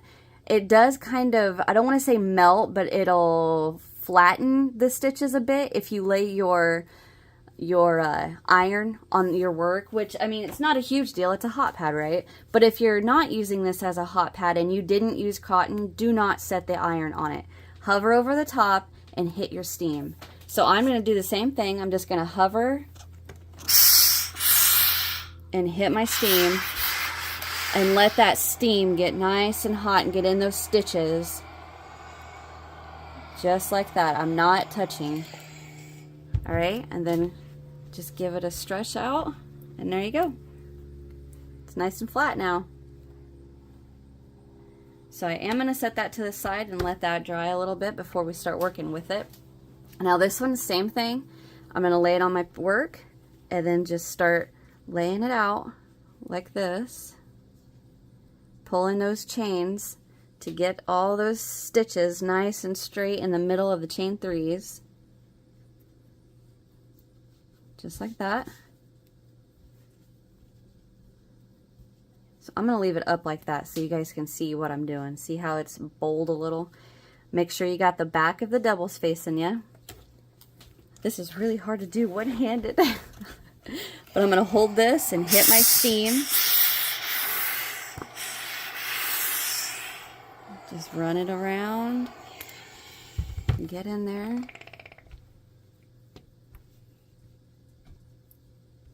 There. See how it just instantly laid? So that was my ankle popping. So yeah. The only thing, just the work needed a little bit of steam, a little bit of heat to say, nope, we're going to lay like this, not like that. And there you go. There are our 2 pieces. So now I'm going to let these dry for just a few minutes. It doesn't have to be completely dry. I'm just doing that to make it a little easier for filming. And we have 1, 2, 3 rounds left and we're done. All right, I'll be right back.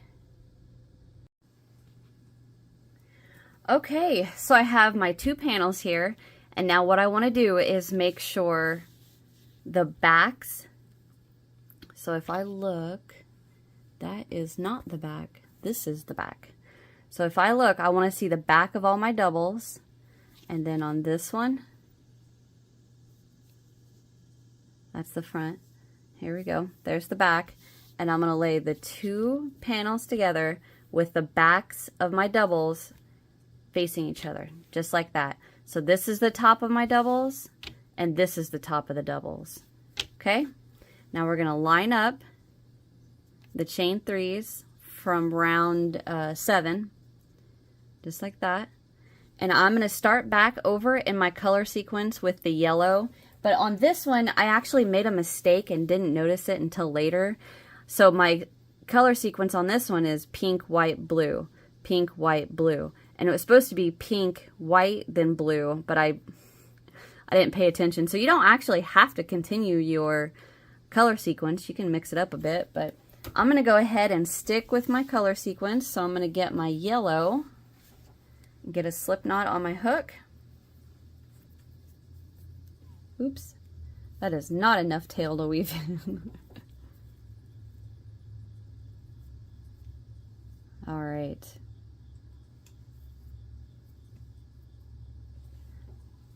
Okay, so I'm going to attach in between, or I mean going through both of the chain 3s, attach with a slip stitch, chain 1, scooch that over, and then pull that tail tight.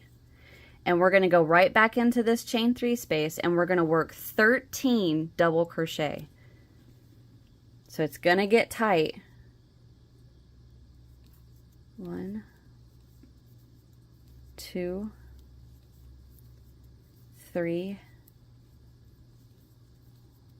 4, 5,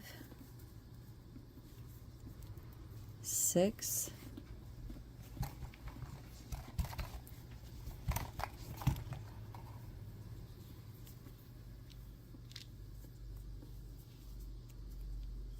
'Scooch it over. 7, 8, 9, scooch it over more, 10, 11, 12, one more, 13. So we have a nice, pretty fan right there. All right, now we're going to chain 3. Oops.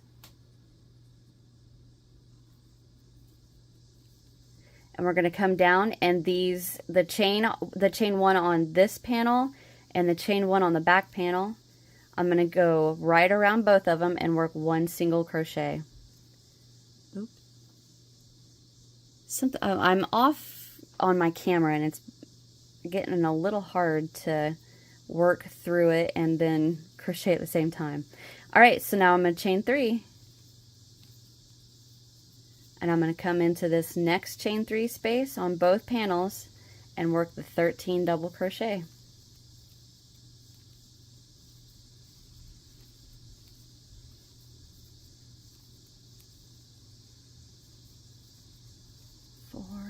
I'm not going to make you guys watch me do all 13, but after you get your 13 done, chain 3,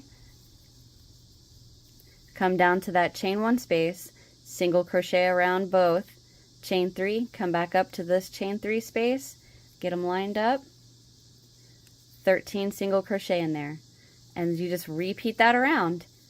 13 double crochet, chain 3, come down and single around these 2 chain 1 spaces, chain 3, come up to the next chain 3 space, 13 double crochet into there, chain 3, single, chain 3, come back up, 13 double.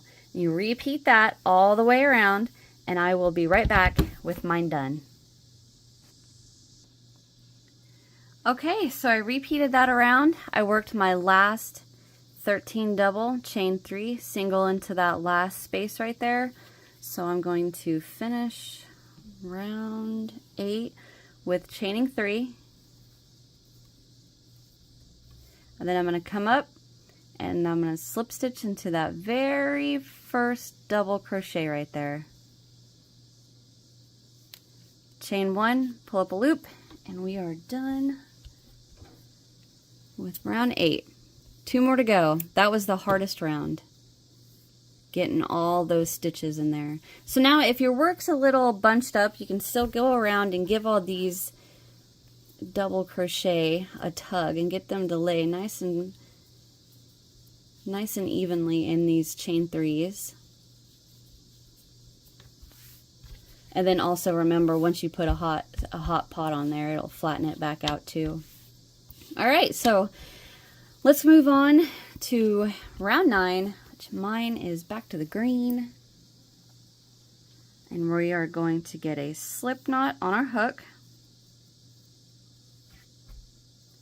And for this round, I am going to attach right back into that double crochet that I fastened off in. So I'm going to go right back into that double, attach with a slip stitch, chain 1, pull my tail tight, and I'm going to double crochet right back into the double that we attached into.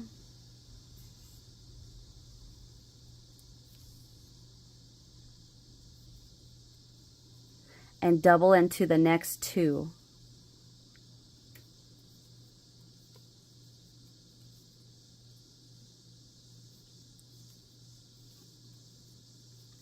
All right, and into the next 1, 2, 3, 4, 5, 6, 7. Into the next 7 double crochet, we're going to work 2 double crochet.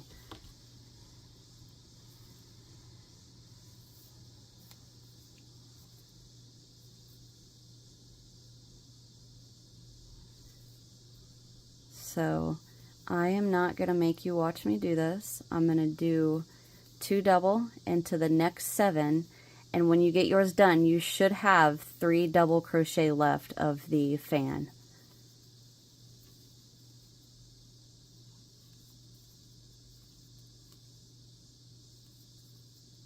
All right, I will be right back. Okay, so I worked the 2 double into the next 7. I have 3 double crochet left, and into those last 3 we're going to work 1 double.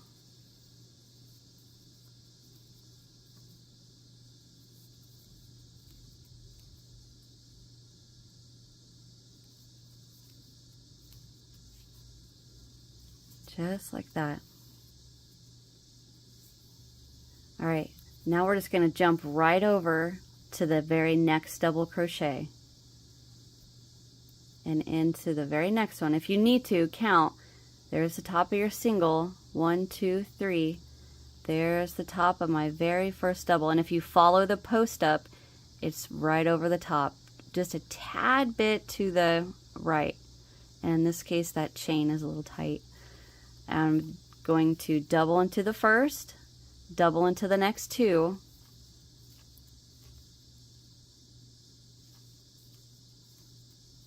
and then 2 double crochet into the next 7.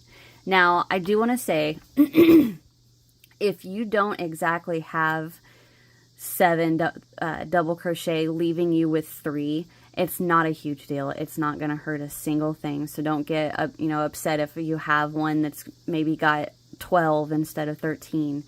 It is not going to bother anything. So you just work 2 into the next 7 double, double into the last 3. Jump right across, double into the next 3, 2 double into 7, double into the last 3. Jump right across, double into that very next double, double into the next 2, 2 double into the next 7, double into the last 3. And that's what you're going to repeat all the way around. And I am going to work mine, and I'll come back when I get to these last few doubles, okay? We are almost done. Okay, so I repeated that around. That is super pretty. I'm so glad I just decided to stick with these colors. All right, so I worked my last double into the last 3, so I'm going to come right over and I'm going to slip stitch right to the top of that first double right there. Ooh, did I split that? Yep, I did. There we go. Chain 1, pull up a loop, and cut. There we go. So there is that round. And you may need to go through and give everything a tug just to make it all lay nice again. And if you want to, you can block it again. So we have one more round to go, and I promise it's the easiest round so far.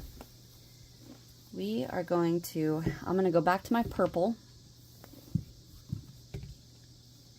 get a slip knot on my hook, and I am going to just, for the sake of simplicity, go right back into that double that I fastened off into. Churchy's snoring. All right, I'm going to go right back in there. Slip stitch, chain one, and pull that tail, if I can get a hold of it, there, pull that tail, and now I'm going to single crochet right back in there. So go right back in with a single, and now all I'm going to do is single crochet into each double all the way around, and that is it. So the last round is super easy.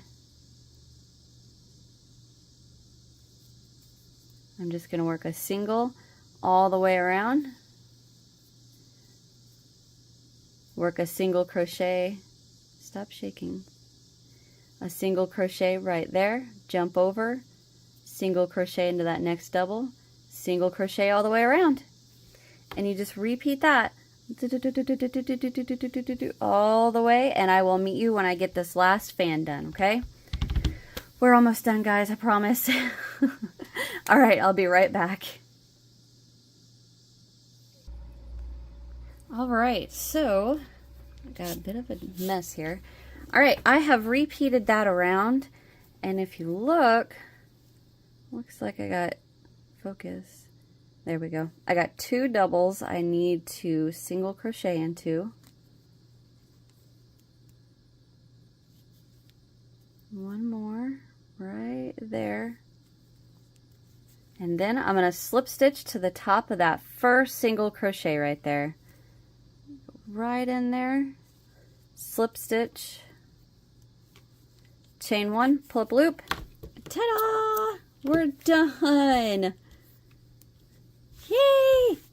All right, so if you need to, give it another good tug, and if you want to run, you know, your iron and steam block it again, go ahead, no worries. You're not going to hurt anything. And there, oh, I'm super happy.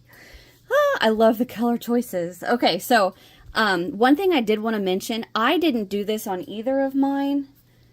However, if you want to run a bead of glue between these two panels, or maybe, you know, just run a stitch back and forth around round one and, you know, going through the top and bottom panel just to keep them together, that's a great idea. I mean, it's not going to hurt anything, but I'm just going to leave mine the way that it is, and I'm super happy. I love this.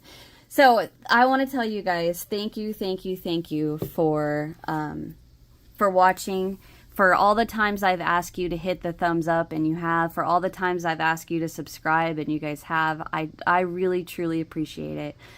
I do this for you guys, because I want to share what I come up with. I want to share with designs I've done. I want to share with you guys. So thank you for everything. Check out my description box. I have links to my Facebook group. You can join that, and you can share the pictures of only my patterns. I'm doing it just like Crystal does hers. You know, you can, anything of mine that you make, I want to see on there. So post it in there. And then on my Facebook, or I'm sorry, on my Instagram, if you make anything that I designed or came up with, for all, you know, you made it following my tutorial or my pattern, post it on your Instagram and tag me in it. And the same thing with, is it still Twitter or not Twitter? I don't know. I hardly ever use that, but some people do use it, so I want to make everyone happy. So you can tag me on that, and I will see them. So once again, thank you guys for watching. You all are the greatest. And I'll see you in the next one. Bye. Hi everybody. Welcome back to my channel. And in today's tutorial, we are going to be making something that I have seen on all kinds of social media platforms. I've seen it on Pinterest, I've seen them on Facebook, and I always wanted to know how to make one. So I've seen these in a magazine too, I think. Yeah, I've seen them in a magazine. And I always wanted to know how to make one. So I saw a picture on Pinterest, and I stared at it and stared at it and stared at it until I could get how I thought it was put together. Or not how it was put together, but how to make it. And I finally, I saw how, you know, the stitch count and all that, and then I figured out how to put it together by myself. So, I know, like I said, I've seen this all over social media. I'm sure everybody else has too. But this is how I figured out how to do it, because I didn't want to copy anybody's pattern. But, so I started with this one, and I did it all wrong. Did not like it. I did half of the things backwards because I messed up, and I was like, okay, start again. This is yellow and gray, just a Red Heart Super Saver. So then I did one in cotton, and this time I figured out how to get it to pull together. Now, I personally don't like the cotton, although it is very pretty. And cotton makes a beautiful hot pad. Now, I don't mean hot pad that you would pull a hot dish out of your stove with. I mean a hot pad that you would set a hot dish on, right? Not a, you know, grabbing a hot pad. What's that? Is it a Trivet? Is that what they call the things that they put hot pots on? I don't know. Anyway. So, but I actually like using these to hang on the wall. So I figured out a way to join it and then have our long tail, and then we just weave the ends in, and it lets us have a loop here. And then I just hang them on the wall because I think they're pretty. But you can definitely use them as set a hot dish on hot pad, not grab from the oven hot pad. I wouldn't suggest that, just because it's not, I mean, there's holes in it right here, you know, and I just would not do that. Now, if you make these out of acrylic, you can put a hot dish on it. However, a hot dish on here is going to loosen the stitches, and it's going to go all floppy, right? So it's not going to have any firm to it. But if you do it in the cotton, it'll still stay the same, right? It'll still have a little bit of the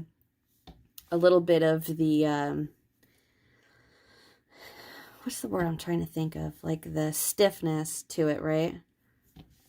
If that makes sense.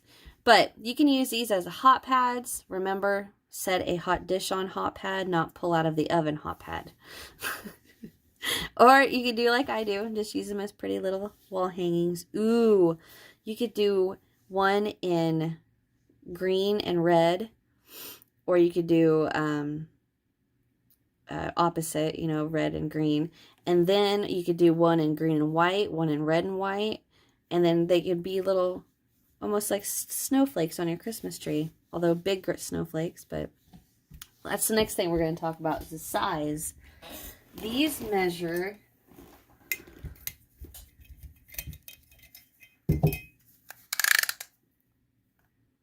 about 7.5 inches across. Okay, so that's the acrylic. This is just Red Heart Super Saver royal blue and white. And now this one is cotton, and it's 8 inches across. So it's just oh, excuse me, I've got indigestion. It's just a tad bit bigger. So, I wish I didn't mess this one up, but that is really pretty. Okay, let's talk about what you're going to need. So, a pair of scissors, 6mm crochet hook, and your needle to weave in your ends. And that is it in this video.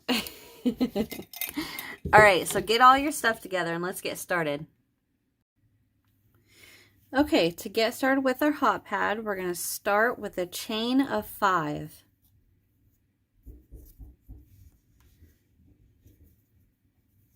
One, 2, 3, 4, 5. Okay, sorry about that, guys. I had company show up. Okay, so we're going to get our chain of 4.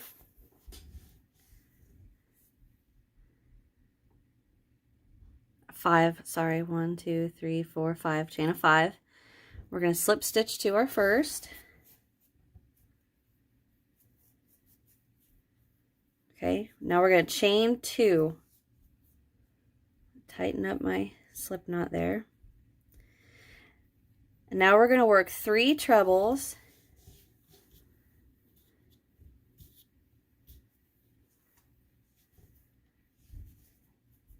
We're going to work 3 trebles into the ring, and we're going to work over our tail. So just yarn over twice, go in, pull through 2, pull through 2, pull through 2. There's 1, 2, and 3. Now we're going to chain 2, and we're going to work 3 more trebles. 1,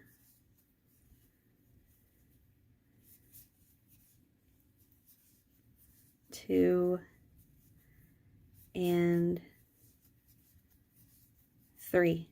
Chain 2, and these chain 2s are going to be our corners. So as of now, we have 1, 2, and we need 4. So with 3 more trebles, 1, 2,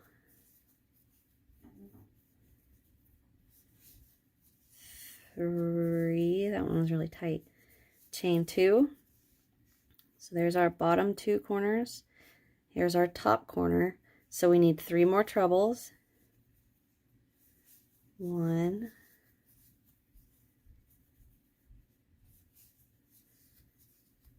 2, and 3. Now we chain 2, and there's our last corner. So all we're going to do is slip stitch to our first treble. So if you look, there's our first chain, there's our second chain. See how it's kind of like if this was the chain, it's kind of laying like that. Just a little cockeyed right there. And then the big loop right here is our treble. So we're going to slip stitch into him, chain 1, pull up a big loop, and cut. Now I'm going to pull that tail,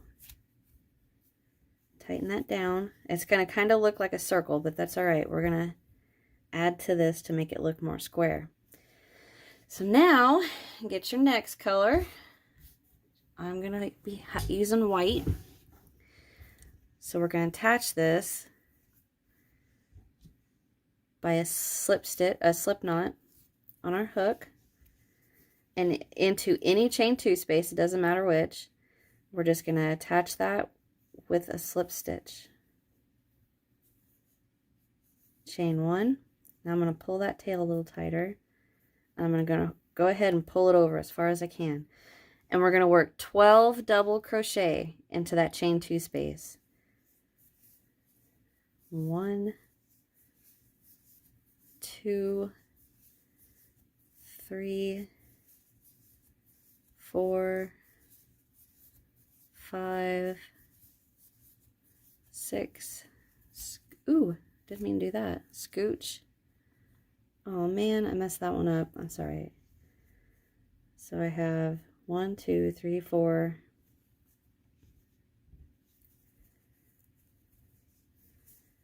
5, 6, 7, 8,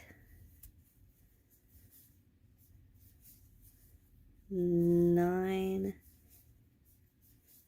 well, 10,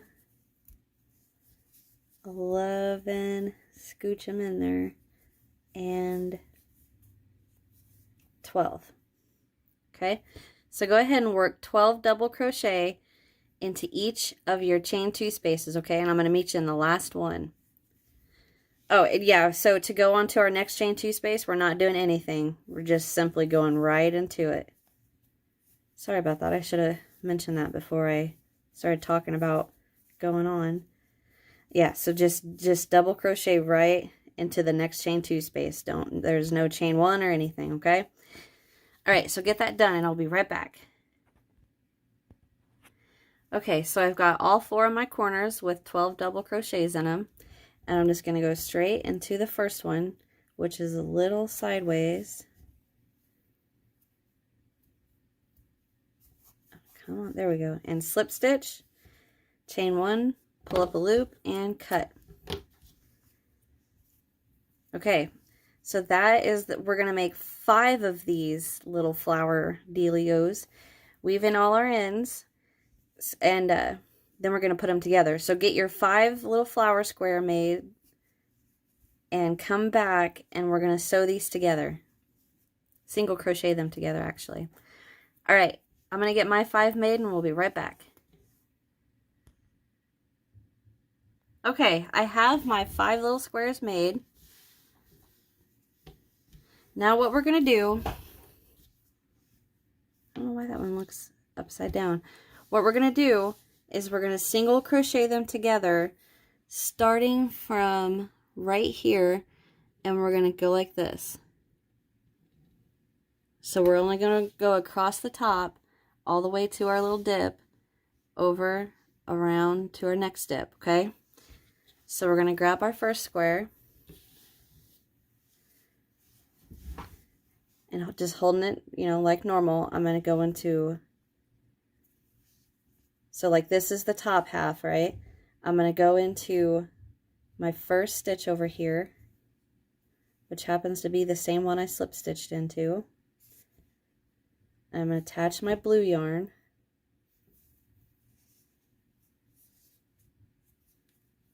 And now I'm just going to single crochet around the top half of our little flower square, just going stitch for stitch.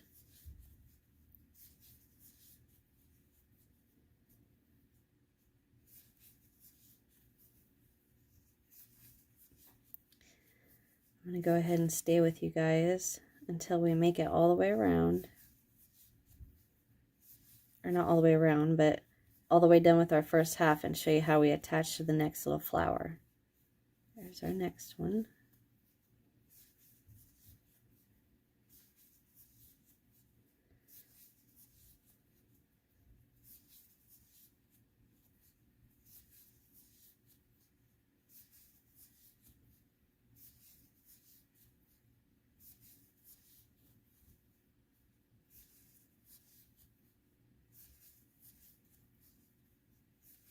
Okay, so now the top half I've single crocheted into.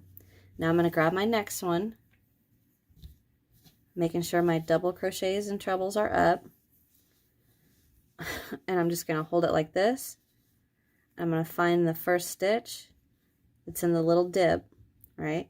So the first one coming to this one, and I'm just going to single crochet like normal. But I'm doing it a little tighter because I want them to stay close together. And now I'm just going to single crochet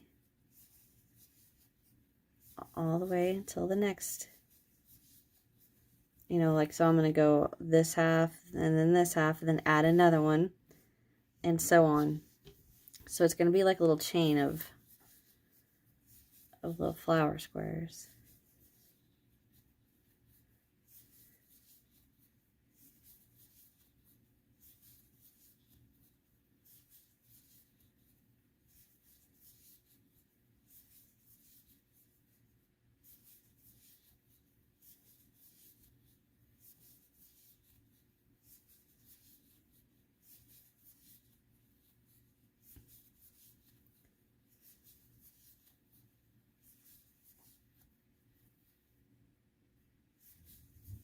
Okay.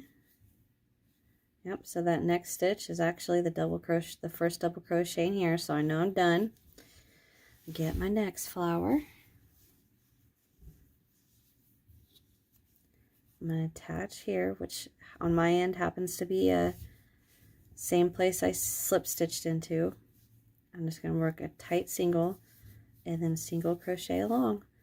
So you guys go ahead and keep working this, and attaching your new square when you are to your halfway, okay? And when we come back, I'm going to have all 5 of mine single crocheted together, and then we're going to come around, okay? I'll be right back. Okay, so we've got our single crochet across the top of them, and we've just single crocheted all the way around. There's no chain or anything between here. So now what we're going to do is the same thing. We're just going to keep single crocheting around our little squares.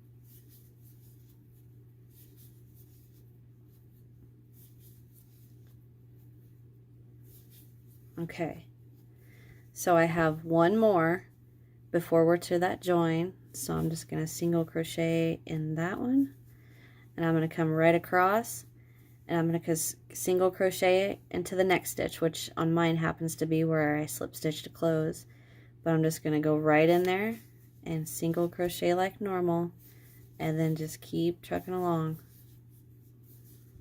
Oop. There we go.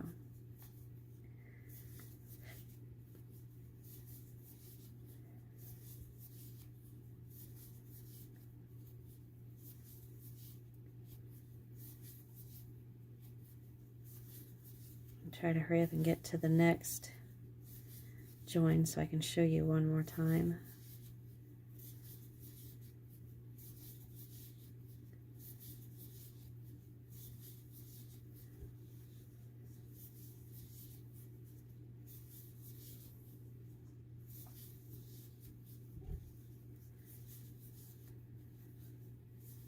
Okay, so I have one more white one to work into. And now I'm going to come to my next flower and see my next stitch right there. I'm going to single crochet right into there. And I do want to do it a little tighter because I want it to stay together. And then I just keep single crocheting along. So go ahead and keep working this all across the bottom.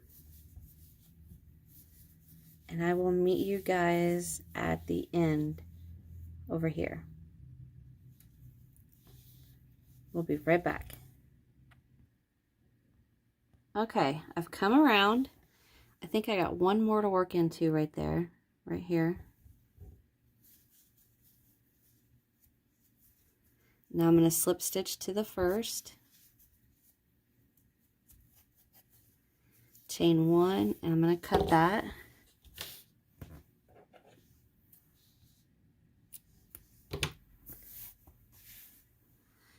We're going to weave that in later. But now what we're going to do is we're going to bring our first and our last, and we're going to bring it together.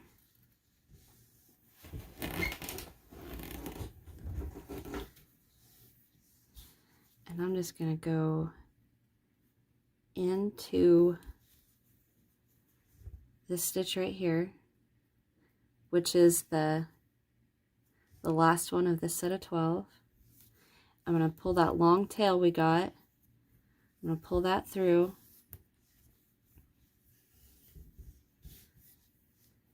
And then I'm going to leave mine long because I'm going to use this as a wall hanging.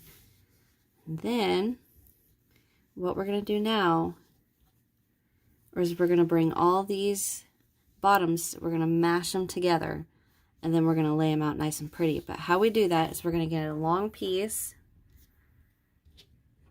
of our working yarn. Ouch, I just poked myself with the scissors. I'm going to get this on a needle. Okay. And now, so like these are all of the ends that are to the inside. Every little dip right in here is where we're going to run our yarn through. So I'm just going to go through. Give me a little bit of a tail. Sorry, bumped the camera. So I went in that one. Now I'm going to come out this one. I'm going to go in this one.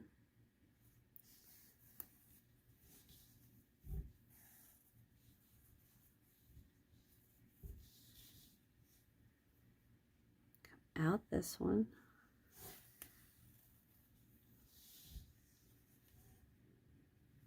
In this one. Now I'm back to the beginning, so I'm going to, let's see, I went in, now I'm going to come out right next to where I came in. So right here's where we started, so I'm going to finish right here. And then we're going to pull that tight.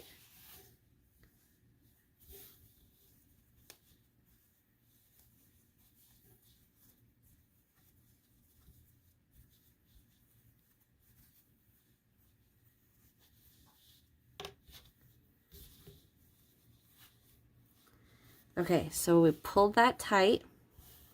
Now I'm going to tie a knot with my, go ahead and I'm going to take my needle off.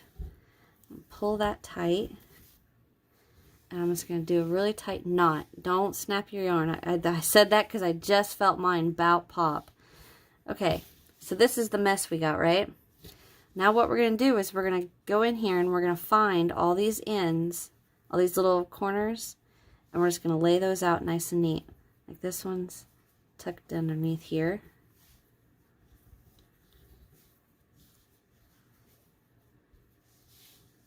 This one's tucked underneath there. Lay that one out. Lay that one out. And lay that one out. Okay. Now, I'm getting lost in my tails. Nope. You stay there. This is what mine's going to hang from. Okay. These are, there we go. Now I see it. Now I'm going to put both of these on my yarn needle. You can do one at a time. I happen to have my big old fat yarn needle here. So I'm going to put both of these on there. And I'm going to go through the center there. So basically all I'm doing right now is pulling these tails to the back. Got my long one in here. And I'm going to go ahead and I'm going to tie another knot.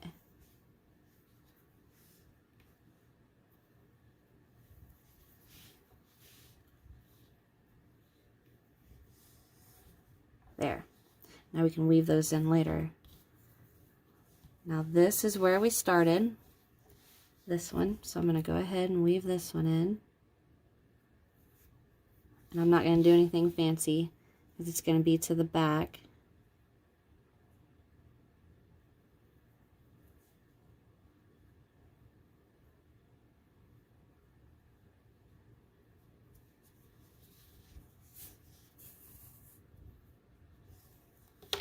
I'm just going to snip that. Okay. Now this one, I am going to go. If you guys don't want this to hang on the wall, and you don't want this tail, then you can just knot it, weave in your end, and then hide it. But I'm gonna go ahead and I'm gonna run it through there. But my thumb right here, where I'm holding on, I'm not gonna let go of that. and then I'm going to put my needle back through that loop on my thumb, and then I'm going to pull tight so it puts a knot on there. And then I'm going to bring it back.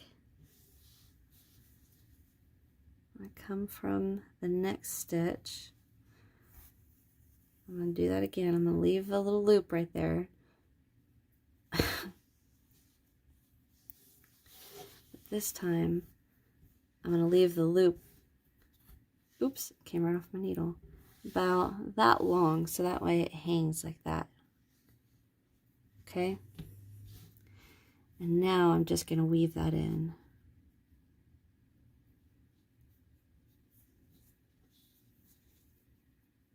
Go to the back. I'm just going to go under a couple legs. Okay.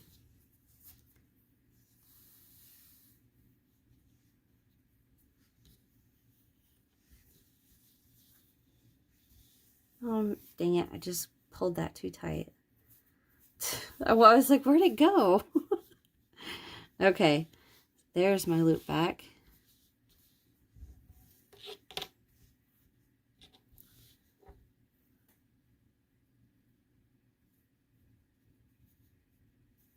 Now I'm going to skip a stitch and weave that back in. And then that should be good for my loop to hold the pad. There we go. All right. Now we just need to weave these ends in. Cut this long one.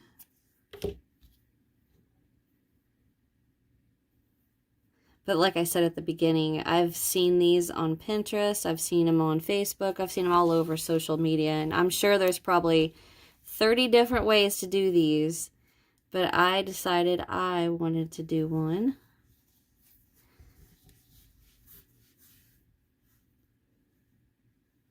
And this is how I came up with it, which could be completely different than what everybody else knows, but this is how I wanted to do it.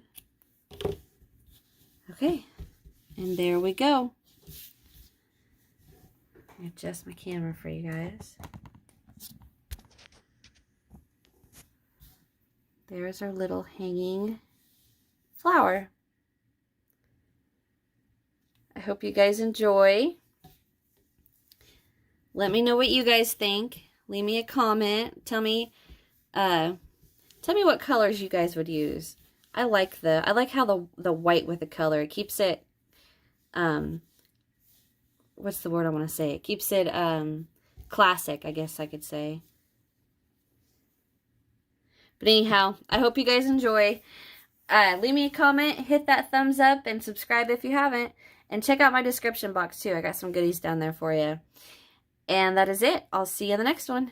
Bye.